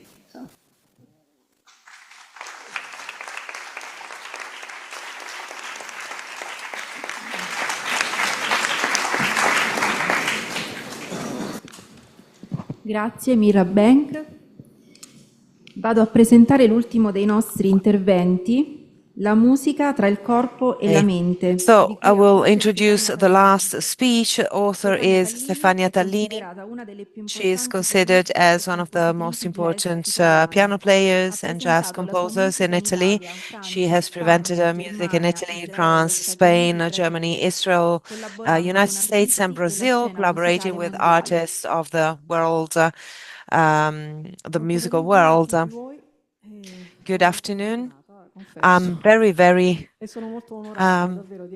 nervous, I must say that, and I'm honored to be here, and that is why I would like to thank the Massimo Fagioli Foundation and all the organizers for this wonderful Congress, for inviting me in talking about my idea about music. And I must say it was not easy for me to get rid of the idea that it would have been impossible to put in words this topic, since I've always been used to express this with my piano, with my compositions, so totally immersed in sounds. But I did accept it because something stronger, and also despite me, drove me to tell you about my relationship with music, that from the body goes to the mind and from the mind goes to the body, as the title of my speech says, a title that came as an instinct, as a first choice when I didn't know what to write, but that as a paradox indicated me the path to follow in really realizing this, in creating this speech. Bill Evans, one of the greatest and deep jazz pianists of the 20th century, said, in making music, how is not important, what is not important, how is important. And I always thought about this sentence, and I always do it with my instrument, wondering what that how is, because what to play, of course, it's always easy to decide that. And every day it is a research and deep research on how to better express my how, my personal how. And this probably resides in looking into music, a content that goes beyond just sounds, something deep that is not only about you as an artist, but also you as a person, where their diffusion produce a result that is not only connected to a good performance, but to music itself that comes from your inner side and goes externally using your hands on the instrument. And so the instrument is just a material means full of the life and the experience of the musician. It becomes alive, it becomes the human side of the musician. And I like the idea of defining it as piece of the heart of my being, and I will try to tell you how music is connected to the body and to the psychic reality of a person, and how this becomes real through a perception that comes from the ear of who's listening, or the hands producing the sounds, but from a feeling on the skin, from the body that totally immerses into sound and that becomes sound itself. A famous sentence by Miles Davis, one of the most innovative musicians in the jazz history, says, "Don't play what is there, play what is not there." And from this, it is true that the research of every musician is or should be to try and give a sound to what you don't see, what you don't know, and that goes beyond material reality. Now, I don't want to seem praising myself, but the only way I have to talk about music is surely starting from my personal experience. I've always wondered why I, since when I was a child, was so close to the sound and the world of sounds, and it happened instinctively. Nobody pushed me, but then I found in it a certainty, a protection that I felt I needed to recreate, playing for hours every day and for many years. And for sure, it was something connected to my body, because it was my body that led me to music, to sounds. And I still remember the physical feeling. The first time that I spontaneously approached a piano that, like calling me, was attracting to it. But together with that, there was also an unconscious and irrational movement connected to that dimension that precedes language and the meaning of words. Because maybe in the relationship with sound, there is not the need of a meaning or of a rational thought that you can give it. There is something that comes from the inside that makes you vibrate from the inside, that it makes you feel human, it makes you feel original, and it gives you the possibility to get into the world with an intimate and personal language that goes far beyond the spoken language. And as far as I am concerned, it emerged also through the possibility to compose when I was a child already, without knowing music. And this approach drove these sounds from my mind to my body in the form of music. And in this process, mind and body feed each other. They nourish each other with this fascinating physical phenomenon of sound. The wonderful definition by Massimo Fagioli says sound is sensible expression of thought, and thought is at birth, as we know, and the sound following this is the first original sound, unconscious sound, that together with the skin puts us in touch with the external world. Some time ago, I came across a theorization that is about the way the mother talks to the newborn, as Emanuela said before, those newborns that are not able to talk. So we're talking about that baby talk. It is a language characterized by some common traits, speaking louder, some pronounced mimics, a lot of onomatopoeias in the language. So the prosody is much more musical as compared to the common language. And we know that when we talk about children, we do the same. And so these traits are present in every baby talk in every country in the world. Small children answer this communication type, listening to the melodies, to the approval, disapproval tone, irregardless of the language and of the fact that the sentence has a meaning or not. I think it is a good intuition that connects to the idea of the non-verbal world, but it is the observation of a language between adult and child that is healthy and spontaneous. But in other cases, what do you mean by musicality? Is it really just a way of having your voice sing or using mimicry for the well-being of the newborn? When there is a difficulty of the mother in her relationship with the baby, learning and reproducing baby talk to communicate with their baby, is this enough to reach the inner identity of the baby? Maybe not. Maybe we can't think that it is enough to imitate the sounds and the gestures to have the baby feel the presence of the mother, because to all this we have to consider affectivity and affection that comes through the voice of the mother. And the baby feel if the communication is true or if the communication is not true, while hiding, avoid a hollowness, a lack of affection that kill every day a little bit the psychic life of the baby. Thinking about these aspects, I was wondering on how the sound of language is important also in the relationship between therapist and patient in a psychotherapy process. As many of you, I was lucky enough to live the experience of care and research of Analisi Collettiva by Massimo Fagioli, where the creativity of the psychiatrist about the topic of this Congress was able to create a relationship into sound in the best meaning of the term, with new words that enriched more and more our research on ourselves. Sometimes we had a personal way of telling him a dream without internal movements, just a description of images that did not communicate, did not transmit humanity. It was a kind of a sound without sound that told about an illness, of a pain, of an impossibility, a negation.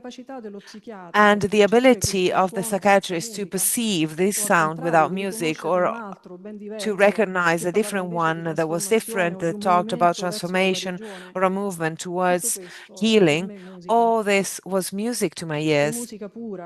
And pure music is the sound, was the sound of his interpretations that sometimes I didn't understand, seemed I didn't understand, but then more in the more unconscious side revealed to me. And then telling a dream became life, relationship, fantasy, and music. A famous pianist, Liliane Barreto from Brazil, was asked, what do you focus on before a concert? She said her thought was to play not the notes, the keys of music, but the music of keys. So I imagine that for a psychotherapist, being able to perceive the difference between sound and non-sound in the communication with patients is one of the pillars of the relationship, and this translates into a language where that musicality of those keys becomes the human of the words that goes beyond their meaning. So it is this feeling beyond that hides behind every reality, well expressed by Massimo Fagioli, saying that reason does not admit that there be another intelligence that can know what reason cannot know. It is a genius thought among the never-ending that he gave us, that tells us about that intelligence that we need to have to feel beyond what is perceivable, beyond material certainties. Now, to conclude my speech, I would like to add an important aspect regarding music, that is silence. Miles Davis said the real music is silence. All the keys just frame silence. He was a genius. And I believe that the power of musicality, of silence, is huge. And I think about that baby talk, that probably in the communication with the newborns or babies do not consider, probably besides sounds, also the power of silence that can be musical, if it talks about full presence of the mother, but also death if confirming the absence of a mother. Silence is a piece for regeneration of perception of sounds that underlines their importance. Silence is fully entering in our inner feeling, and it is invisible communication with others. It is that fil rouge that runs through human beings when they enter into a relationship, even if they don't know each other, as it happened in Analisi Collettiva, these many shared moments in the incredible 40 years we lived together. Now, an example of this, I want to give you with a short video that will have no need of videos because it talks about itself, and I will greet you with this through music that is so wonderful and unreachable, and to me is the most effective communication tool. In this video, we will hear the last keys and music of Symphony by Mahler, finished by the composer in 1910. The director is Claudio Abbado with the Lucid Festival Orchestra. There are no words to describe the feeling, the emotion of one of the most intense musical moments, and this is connected to the infinite beauty of Mahler's writing, but the silence following it, silence full of pathos and full of that music that echoes in the finishing of the acoustic vibrations that Abbado seems to want to follow with his mind and body, and he does that. He does that until the last breath of those sounds that immerse in silence and that seems to prolong that end of the symphony. And it is a very deep and unexpected silence that is shared by the hundreds of people at that concert, including the musicians of the orchestra, that stayed together in that mystery of human feeling, with no words, with no meanings, no whys, with no rationality, as to want to share that moment of the beginning of birth and of life that puts us together and makes us all the same. Thank you very much.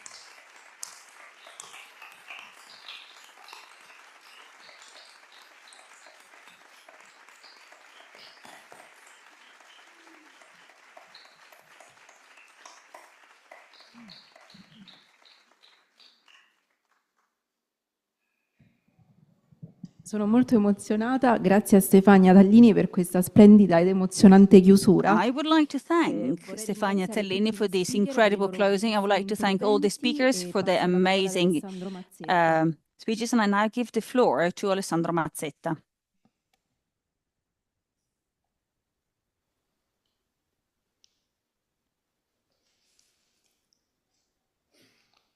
So, first of all, good afternoon to everybody.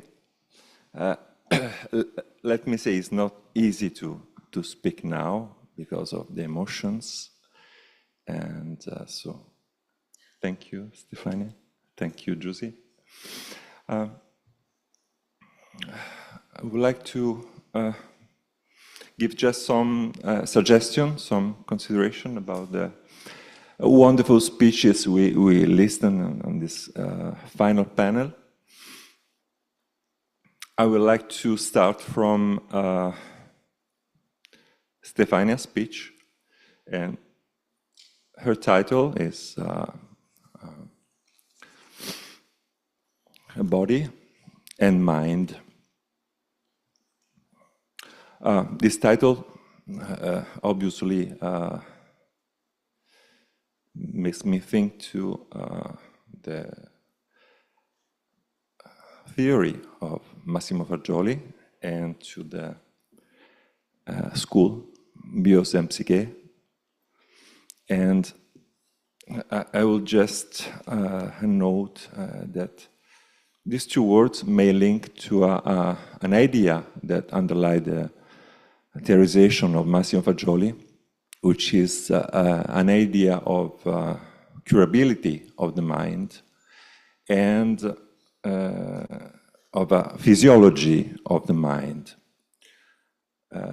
So that if a physiology of the mind exists,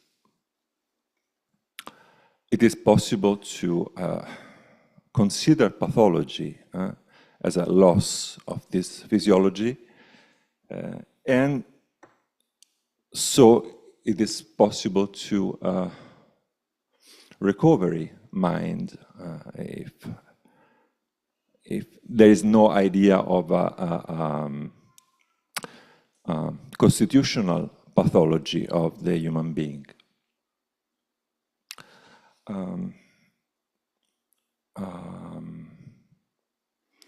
We listen about sense. We listen about image, underlying meanings, consciousness.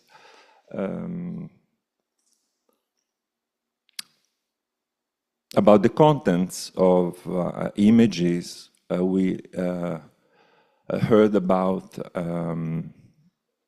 emotion, affects, relationship with others, and maybe pathology is linked to the loss of the capability to have relationship with others, with have a deep contact with other human beings, as in pathology there is a loss of a physiology that every one of us had at the moment of birth.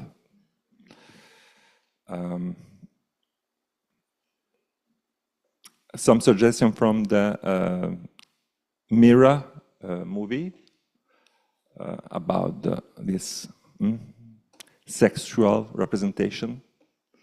I may say maybe when there is a physiology of the body and mind, it is possible to have a relationship that may go deeply as in the sexual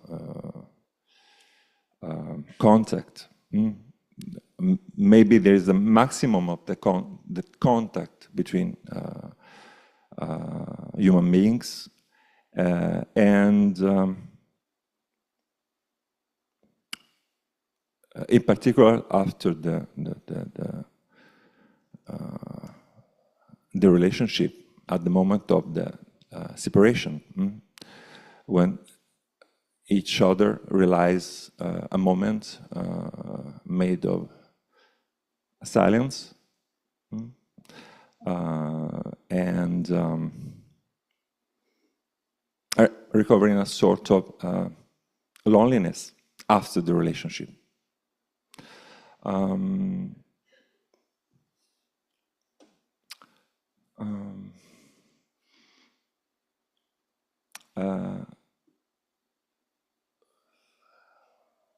I will ask to Emanuela if the idea of a common origin of languages and the language and the music may have an impact on her practice as a psychotherapist, but let me know just a few words to conclude my intervention. Interestingly, Massimo stops at 1999. I was at the Analisi Collettiva at the time, and I remember this incredible year was characterized by two main features of Massimo Fagioli. One you can see is the Scultura Blu that show a woman in the acting of delivery and the reaction of the man behind her and behind the baby, which can be a good reaction or a bad reaction. And other feature was to a congress in Palau in Sardinia, where Fagioli spoke about a specific characteristic of the human being. There is the capability to trace the line. Massimo Fagioli studied for the whole life human being characteristics as dream, language, images, and writings, words, poetry. So it is a continuous research for all his life. And he said in Palau that the line, it's characteristic of the mankind, of human being, and is always black. So the line is the distinction between the body, boundary, limits, and the external world, as the skin is. And 16 years after, he talked about capability to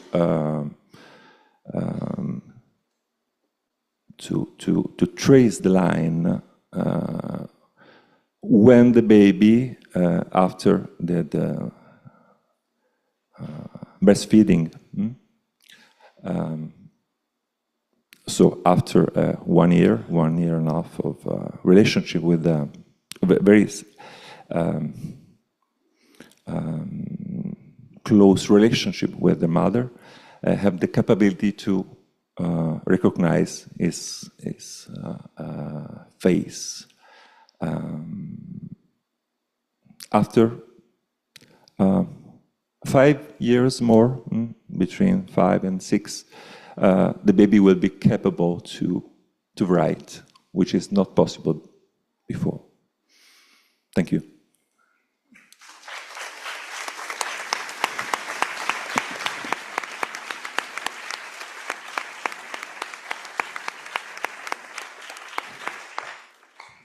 maybe I shall answer to your question, but I'm sorry with the English audience, I have to talk in Italian. Per rispondere, sì, And so to answer, well, what pushed us to write this? Well, I mean, there are a lot of implications behind this hypothesis to see language and music having been born by the same, because of the same need, a need specific of the human being. So the most important thing that allows us to highlight what Massimo Fagioli has always said is that the specificity of human beings lies not so much in a rational, logical form of thought, but the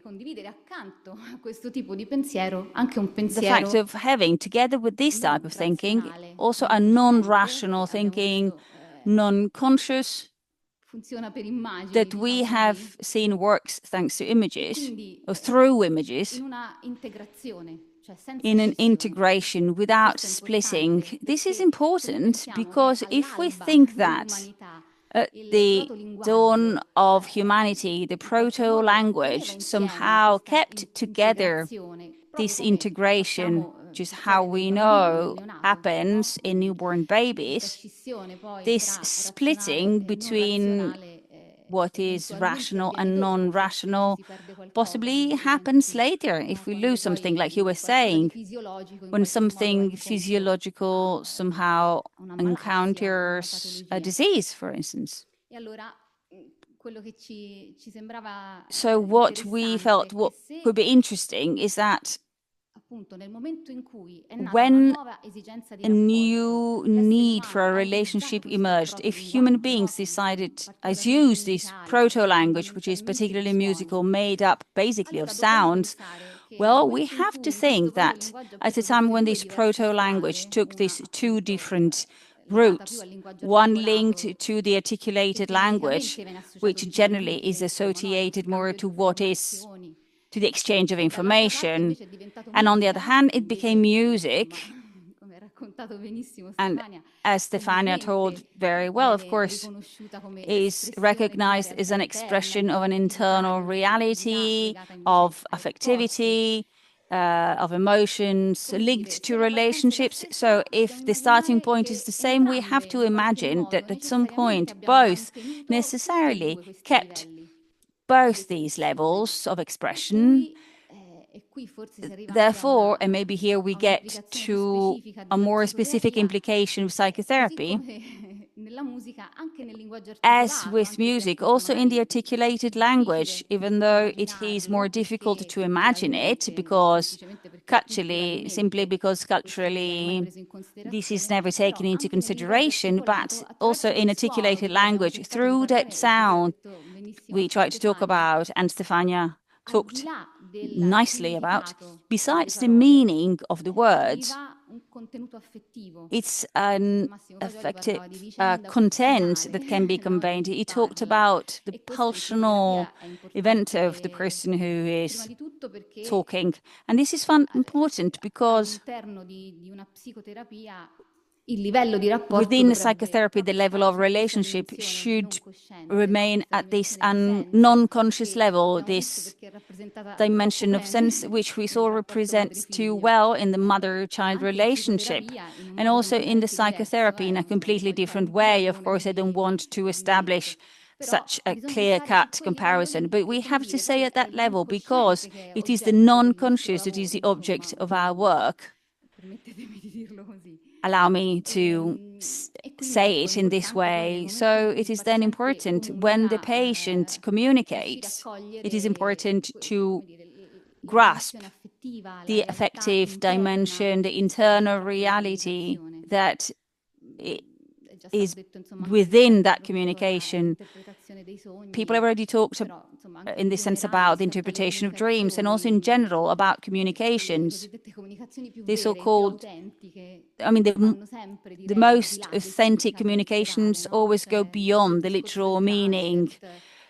Everything we know about transference, we could go on talking at length about it, and maybe someone will say something about it, who knows more about it than me. We felt it was important to underline it, and I want to add this, to convey a different image, let's put it this way, to the non-conscious, which has always been considered as a sort of animal legacy, something to get away from, to control. While with the human birth theory, we know that when the non-conscious doesn't get ill, it's actually an exclusively human characteristic, and what makes us creative. We have heard it very nicely in these past 2 days.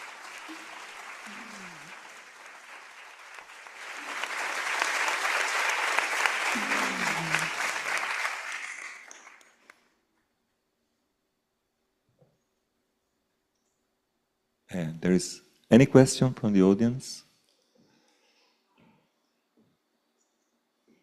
Despite the time.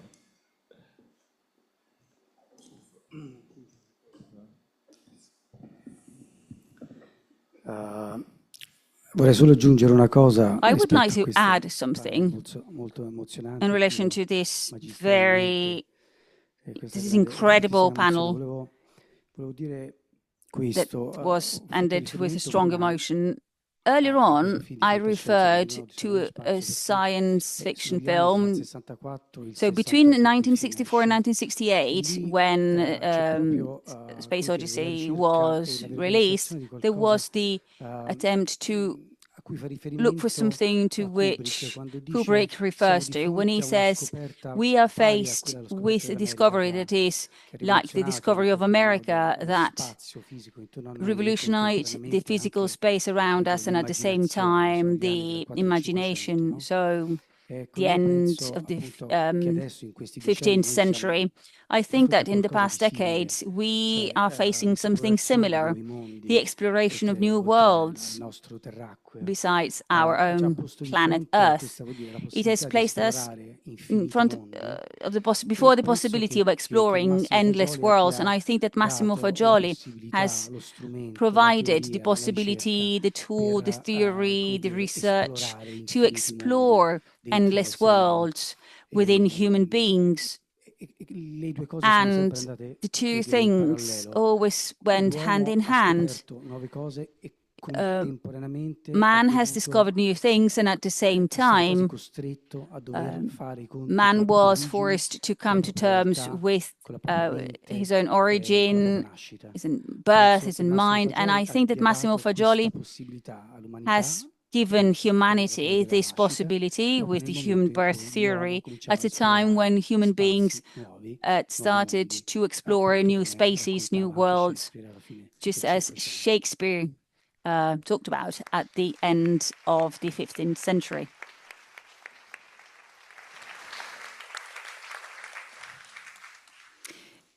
Io avrei una domanda per... I have a question for Mirra Bank. Avendo in mente, mi scuso per farla in italiano però, avendo in mente quello che è emerso I have in mind what emerged earlier on today about the existence of an image in the artist before the artistic creation of whatever type it is, and also after listening the incredible presentation by Stefania Tallini, I was wondering, in the video that you shot, do you think that there was an image first in your mind, and how can you verbalize? Stefania Tallini talks about the difficulty in verbalizing certain artistic processes. How can you verbalize this possible image to the performers who actually put it in place or represented it? You asked the best question. The way that this process works, yes, all of us had imagery in mind. What we hoped to be able to do was to put the audience inside the possible experience of the dreamers. while the dancers were doing things on stage, they were not naked, they were not flying, they were not doing exactly the same things as the film was doing, the same dancers, but sometimes what they did converged with the film, and sometimes the film went places that we couldn't do live on stage. So all of us had to share, dream collaboratively what that might be. And I'm not sure if I'm exactly answering your question, but the whole experience of improvisation is you live in the moment, and the experience of contact and the call and response, if you will, the physical call and response, then begins to create what the imagery is. And sometimes it, as you saw, was a representation of a very erotic feeling.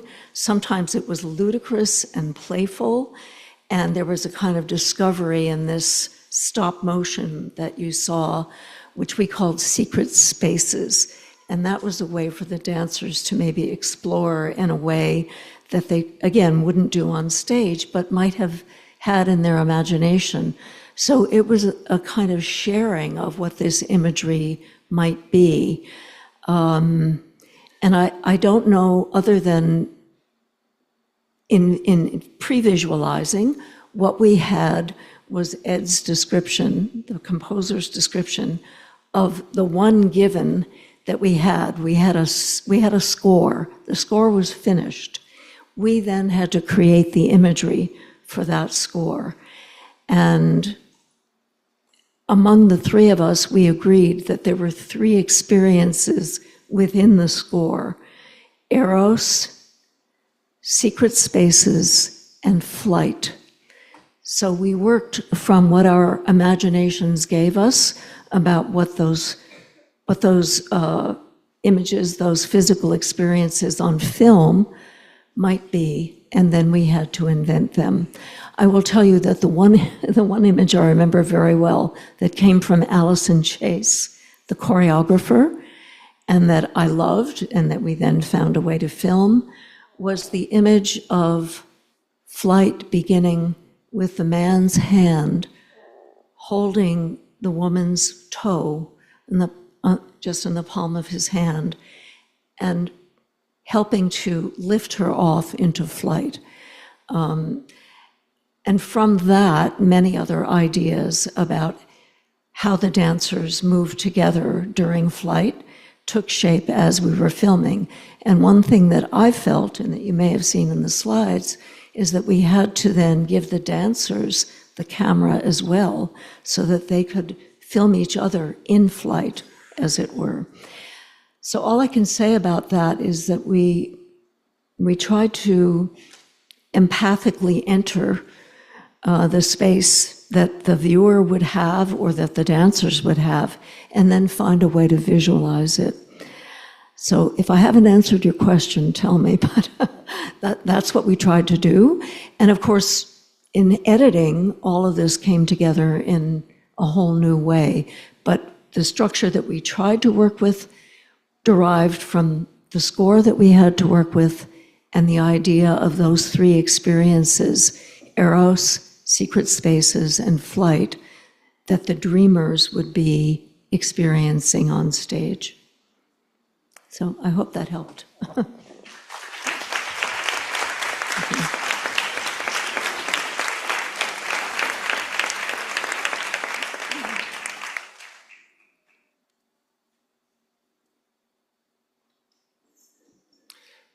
Any other questions?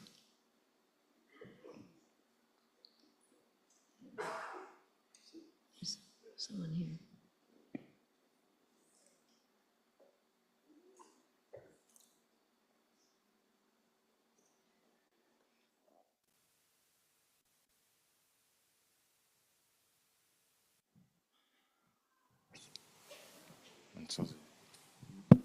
Ok, ecco.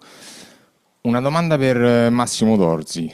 A question for Massimo Zorzi.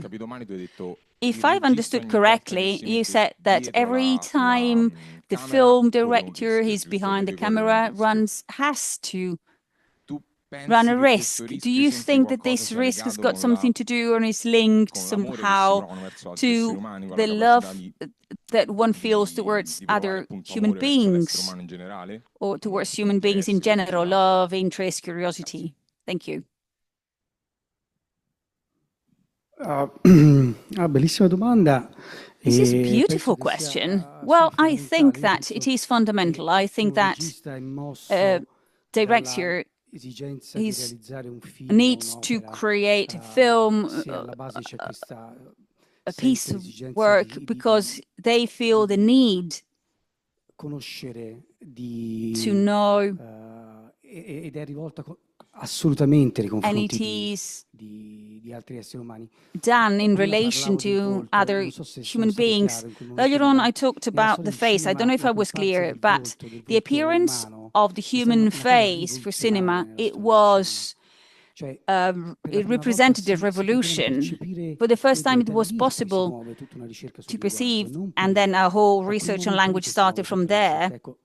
The human face was linked to the discovery of course, the relationship, and from then on, all the language that revolves around the construction of a cinema plot. At the basis, there's the research of what is a human being, what are the relationships, what are the affections. And every time that a director is able to investigate deeply, something new happens in the history of cinema. It's always been like this. Antonioni used the same camera that other directors used.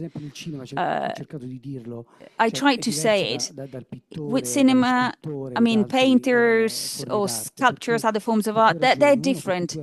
First of all, because you are dealing with human beings right there before you, but at the same time, you have a diaphragm between you and another human being, which is the camera, an object that in itself reproduces reality that you have before you in a completely objective way. How can the director transform that objective reality into something which is an original image? So there, what comes into play is one's own human reality, the relationship that the director can establish with the other. So if I see a film by Kieslowski or by Antonioni, I don't just watch the fantastic ability to create a film. I see the humanity, that love that the director was able to transfer in the image. Without that, the image is just flat and a simple reproduction of reality as it is. Earlier on, we were saying that it came up, it emerged from other presentations, talking about surrealism and the reproduction of dreams. Surrealism has got nothing to do with the research by Massimo Fagioli.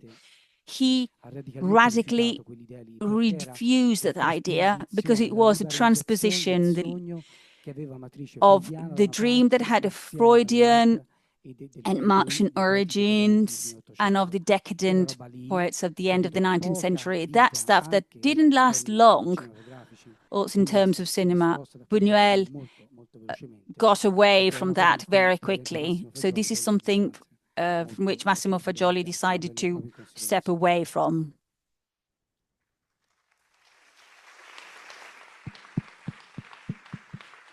Posso? Si sente? Sì. Ecco, grazie a tutti per le thanks to all of you for these incredible presentations and the beautiful images that you have shown us. I would like to ask Stefania Tallini. I was struck by what you said, meaning that it moved your body. I mean, it was a need of the body to go towards music. And then that very moving video with Abbado, and you showed us just a little bit, actually the end of music, and somehow an interpretation of silence. Musicians were keeping their arch suspended, as if to show that they were playing the silence, and then the extraordinary face of a Bado with an emotion that we all felt. It was absolutely amazing. Also in relation to what you said, I mean, your words, of course, were the music before that silence that clearly evoked something that was distant. So I would like to ask you for this. Musicians are interpreters. You are an interpreter, right? But you're also an author. You are a composer. So there is a spontaneity in your interpretation and in your creation of music. So considering that we're here to talk about psychotherapy, creativity, and the arts. So I'm asking you, but I'm also asking the therapist. They will have to react with their body to the input coming from the patient and provide an interpretation. What does it mean, this? What is the difference, if you want, between you and a psychotherapist? Or between a psychotherapist and you? Do they have to make music? Yes, I think so. Well, no, I'm not. I'm joking. This question is a very difficult one. Sai cosa? Fare musica è qualcosa. Playing music and making music is something that is so internal that it is difficult to think about it as a shift between us and the external.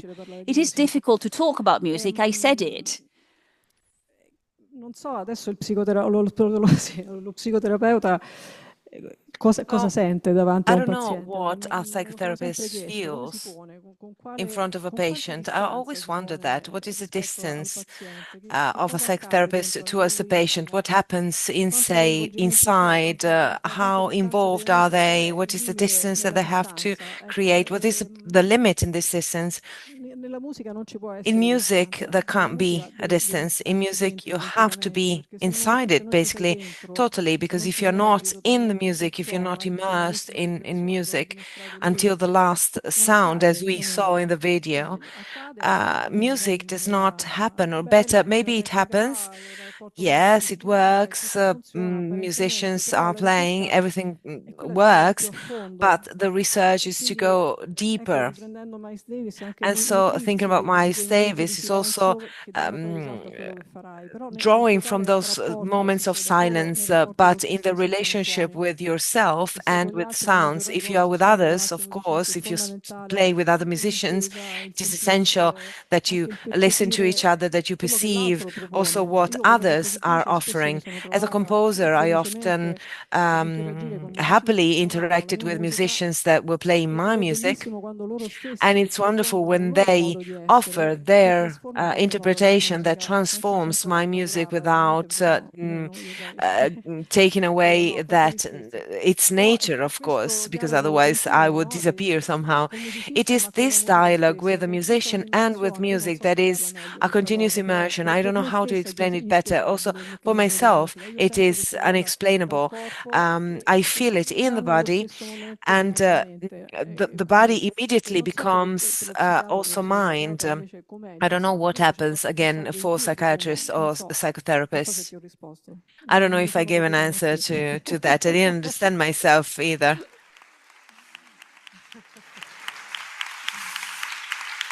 Yes.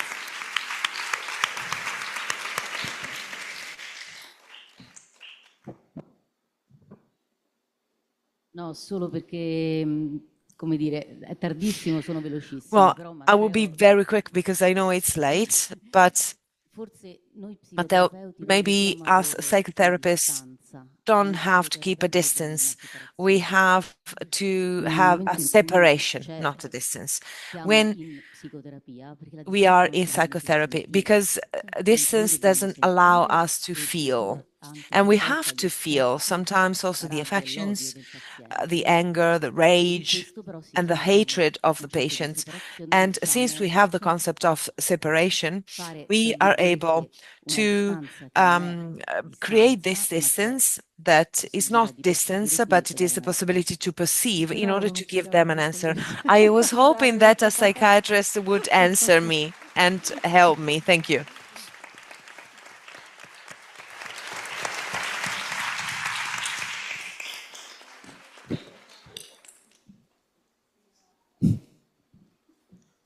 Ritrovare il pensiero della nascita, ritrovare il pensiero della fantasia della nascita the thought of the fantasy of birth is creativity, because what before wasn't existent appears. Massimo Fagioli wrote this on Left in 2011. So with this, we thank you and we thank all the speakers again. And we introduce the closing session for the final greetings after these two very intense days. So I will give the floor to Marcella Fagioli, psychiatrist and psychotherapist and president of the Scientific Council of the MFF, Alma Jimenez, past president of the Philippine Psychiatric Association and secretary general of the WFP. Thank you.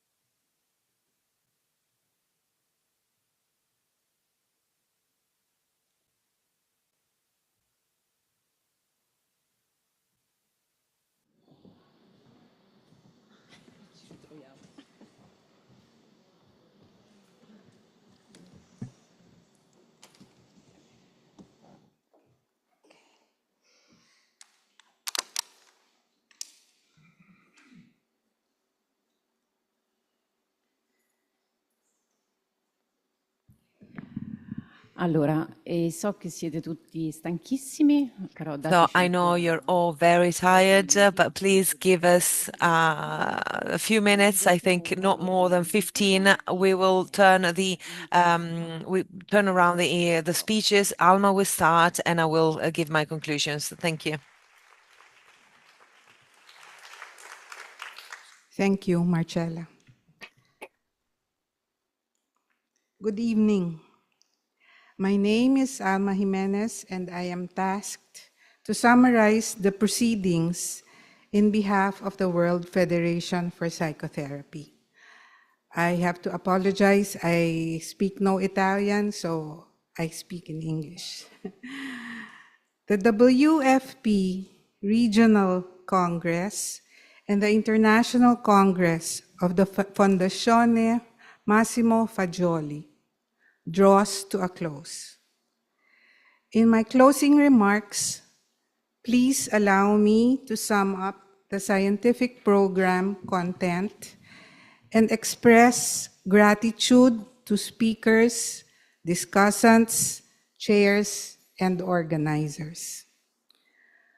2 days of discussion among experts from multidisciplinary fields realized and verified the organizers' efforts to note, prepare, and incubate their ideas on the multifaceted interplay of creativity and psychotherapy in one forum. This conference, themed Psychotherapy, Creativity, and the Arts, was developed through a creative process, and it drew on the talent, knowledge, and skills, motivation, and passion of experts from architecture, visual arts, literary arts, musical arts, anthropology, linguistics, and not least, psychotherapy. Creativity undergirds art and psychotherapy.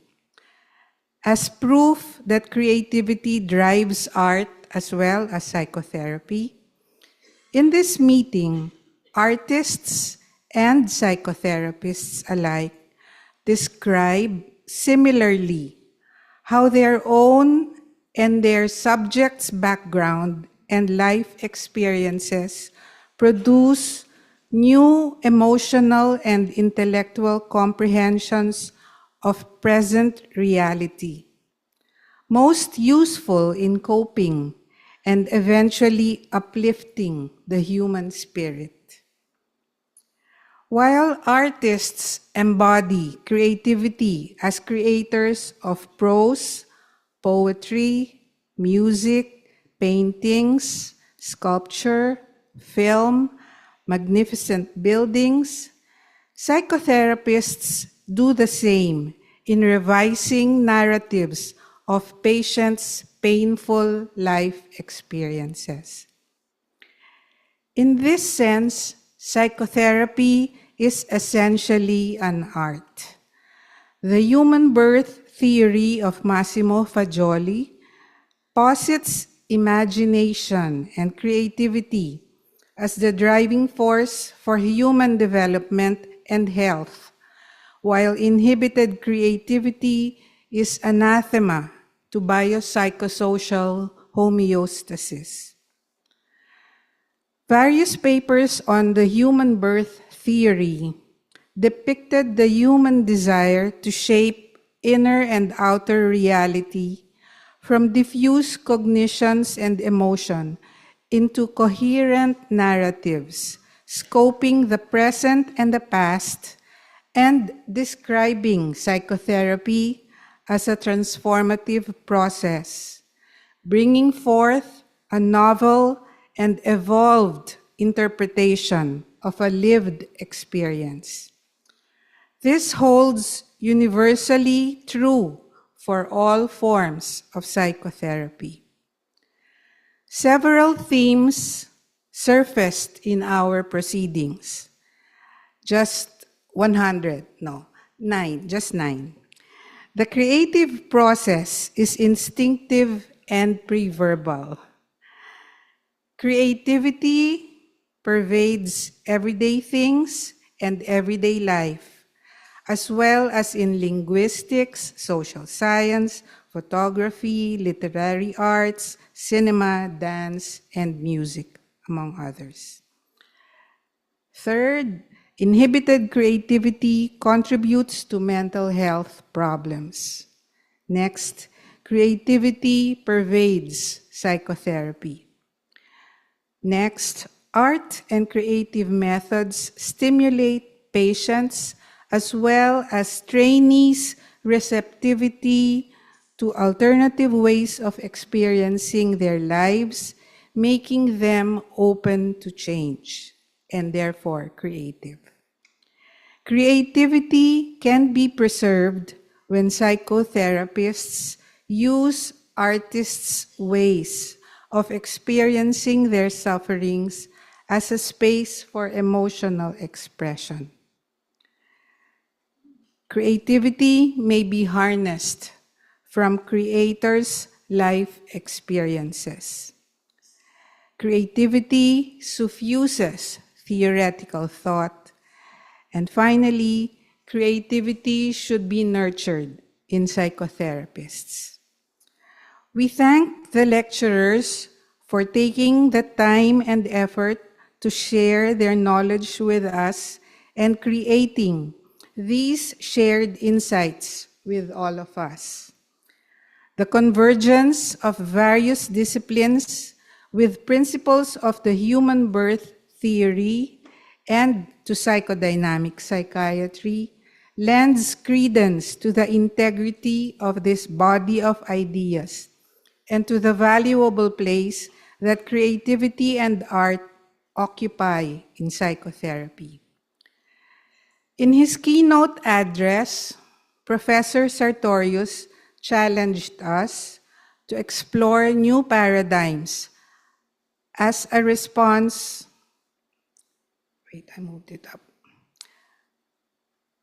As a response to the mounting mental health challenges of our time.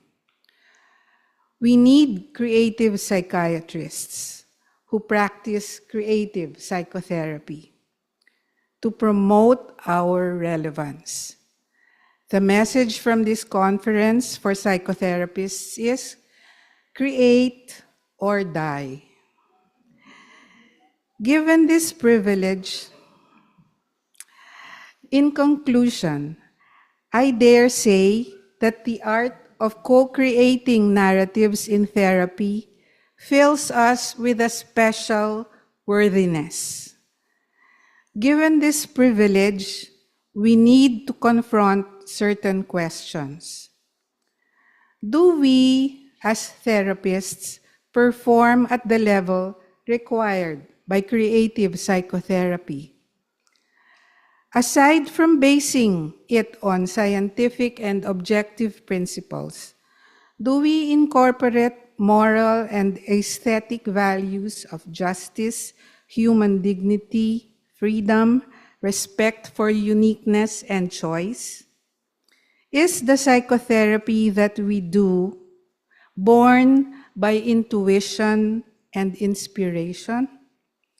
Specifically, as psychotherapists, do we submit to the rigors of science and systems of theory and practice?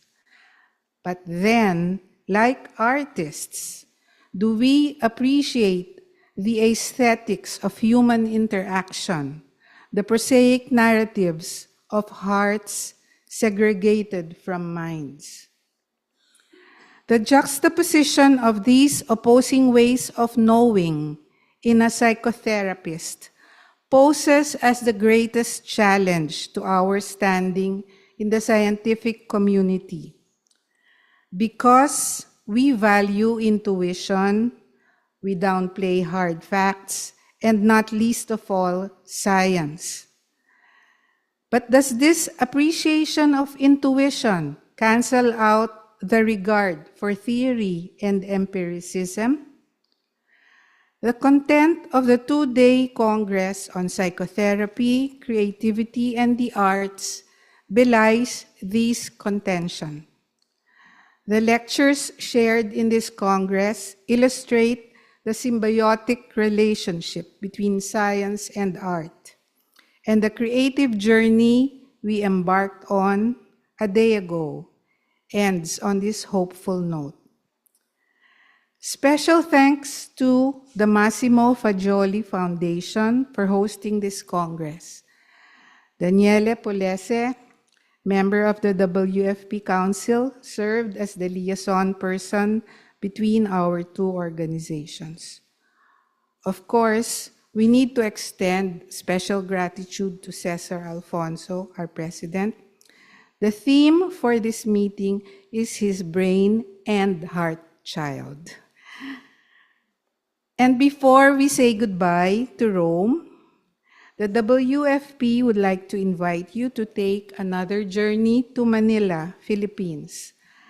On January 21 to 24, 25, the Philippine Psychiatric Association and the World Federation for Psychotherapy invite you to a congress themed Biopsychosocial Advances in Evidence-Based Psychotherapies.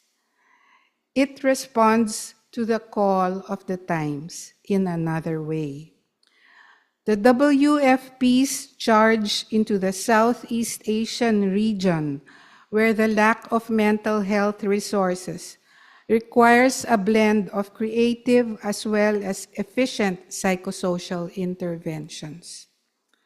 So, through this educational initiative, we hope to make a difference. For details, please look up the website of the World Federation for Psychotherapy. We hope to see you there to share another creative experience with you. Grazie.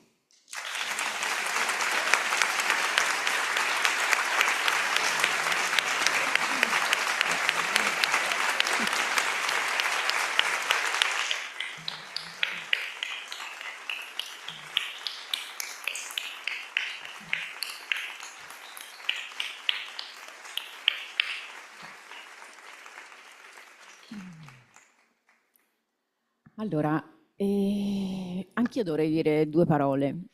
I have to say a few things as well. On the one hand, I'm sorry, but I'm also happy because many of the things that Alma said are the things that I wanted to say. So apparently, the topic of this Congress, and in this Congress, there there are common intents, and this is extremely important. Quindi, oggi appunto adesso concludiamo queste due giornate. Today we are summing up these 2 days of the regional Congress of the WFP, the regional Roman Congress. The next will be in the Philippines, as Alma said. And I must say that these kind of meetings that we organize in these 2 days are extremely important for us, for the foundation, for the Massimo Fagioli Foundation, because they promote a cultural and a scientific exchange between the theoretical thought and the consequent care practice of Massimo Fagioli and the other international views that see in psychotherapy a valuable possibility of understanding and intervention on distress and on mental illnesses. So these are important meetings because they represent the possibility of continuing on research on something we are all well aware of, but whose definition sometimes is not clear. And I'm talking about the human mind, its potential in the creative field, but also about the catastrophe that occurs when this mind becomes ill. It is a disease that transforms creative potential into destruction. We all know the human tragedy behind serious mental illnesses. So also Alma said that in this case, we talked about the idea that the creative process, which can also lead to artistic manifestation, so that the creative process derives from personal, deep, non-conscious psychic dimensions. So we're talking about internal images.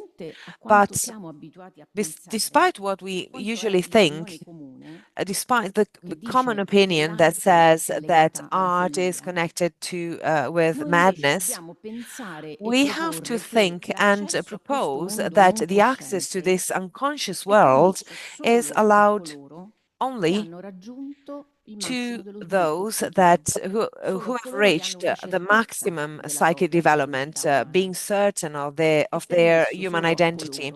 It is allowed only to those who, regressing, are able to represent and do not try what they can no longer be because they have passed. Coloro che noi definiamo malati, those people that we define as ill, especially with serious illness, probably they have lost this ability to represent, but they lost it because in illness they lost images that support this creative this creative process, and we have to give back these images to them through healing. And I think that in this Congress, we talked about this. Art is not madness unless we want to identify it poetically, but art is not illness.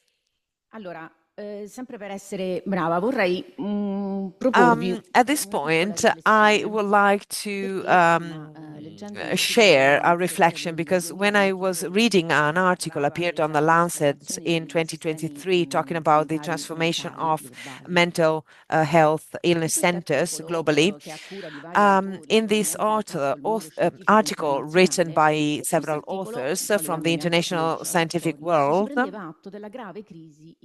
they talked about the crisis of knowledge as compared to mental illness, and they thought about the impossibility of treatment of some diseases. In this article, professionals are invited to rethink the concepts of health and the interventions necessary to address active diseases.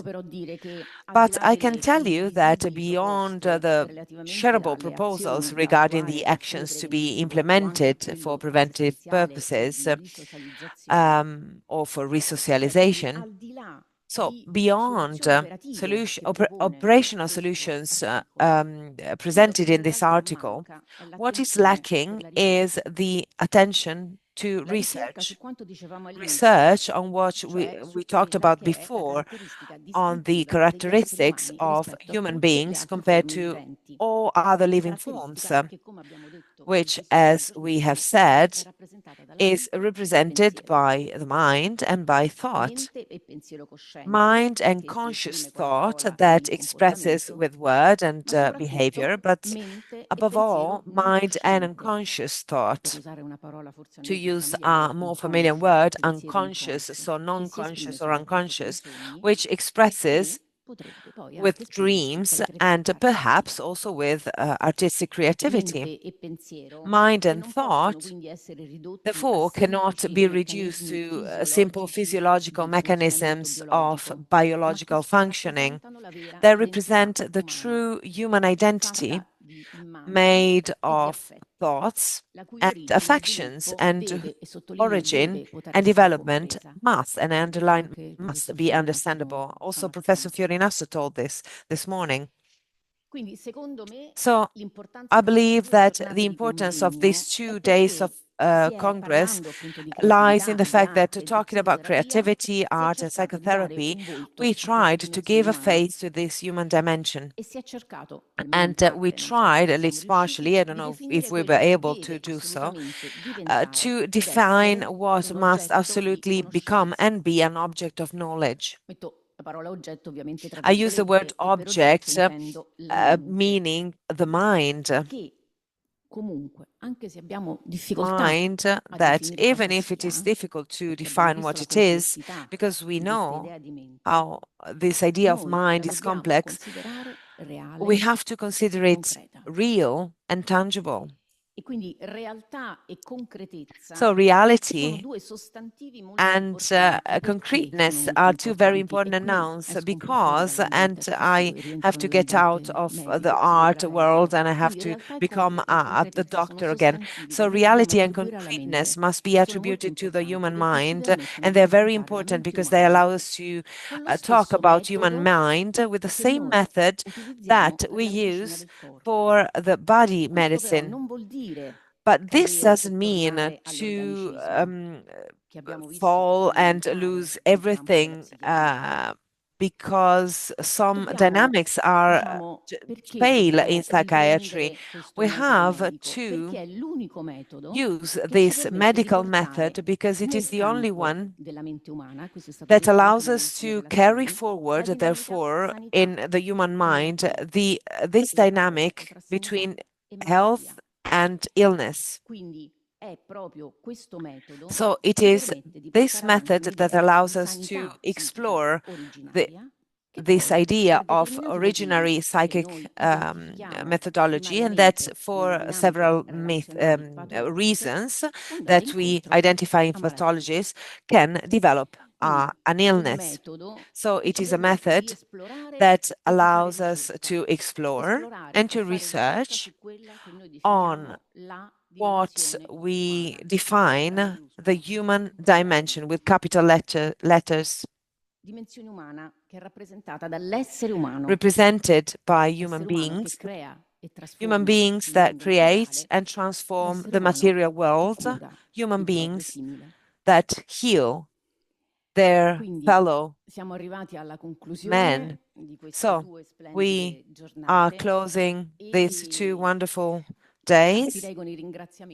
So I would like to thank people. I have a lot of people and to thank and my greetings with the hope that Massimo Fagioli Foundation can be a valid interlocutor for the WFP for the future collaborations in these important topics that are about mental illness and human reality. So for the success of these 2 days, I have to thank the University of Rome, La Sapienza, for hosting us, in particular Professor Franco D'Agostino, that unfortunately wasn't here with us today, and Professor Leonardo Galiuto. Thanks to the World Psychiatry Association and the World Psychiatry and Psychodynamics Association.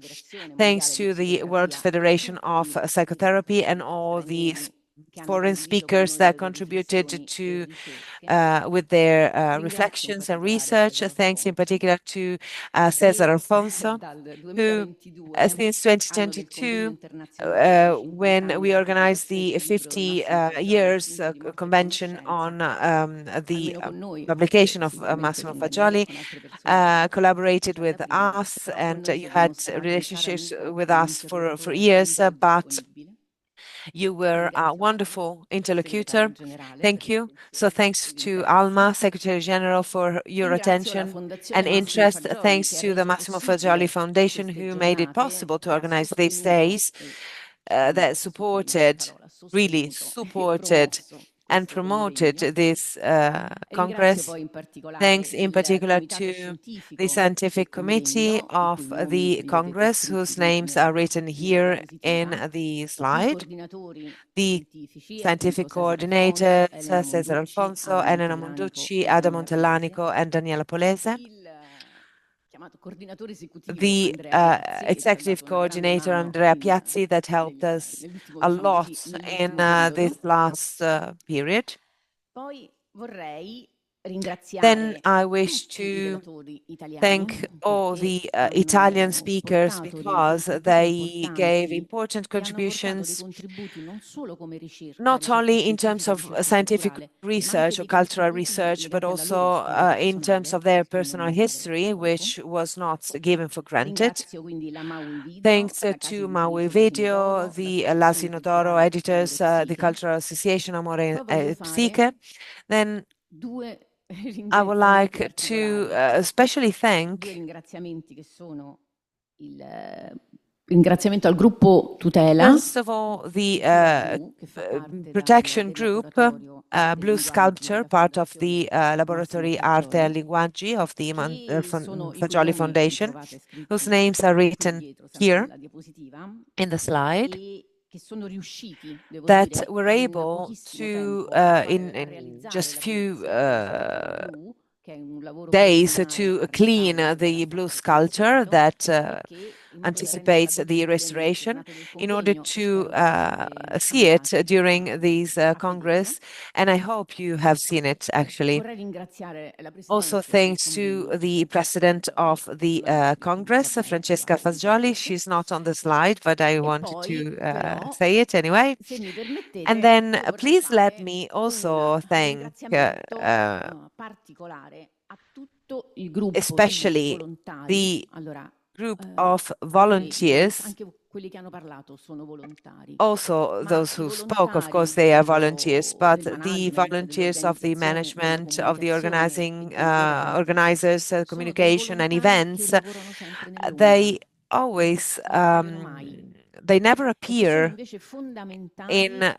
on stage in the foreground, but they are essential to events like this.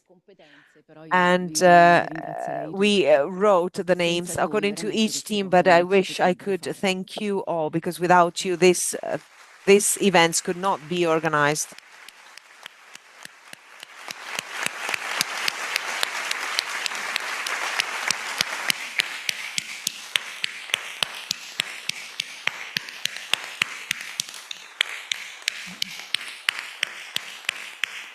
Quindi grazie ancora e ci vediamo. Thank you again, and see you during the upcoming events. Thank you.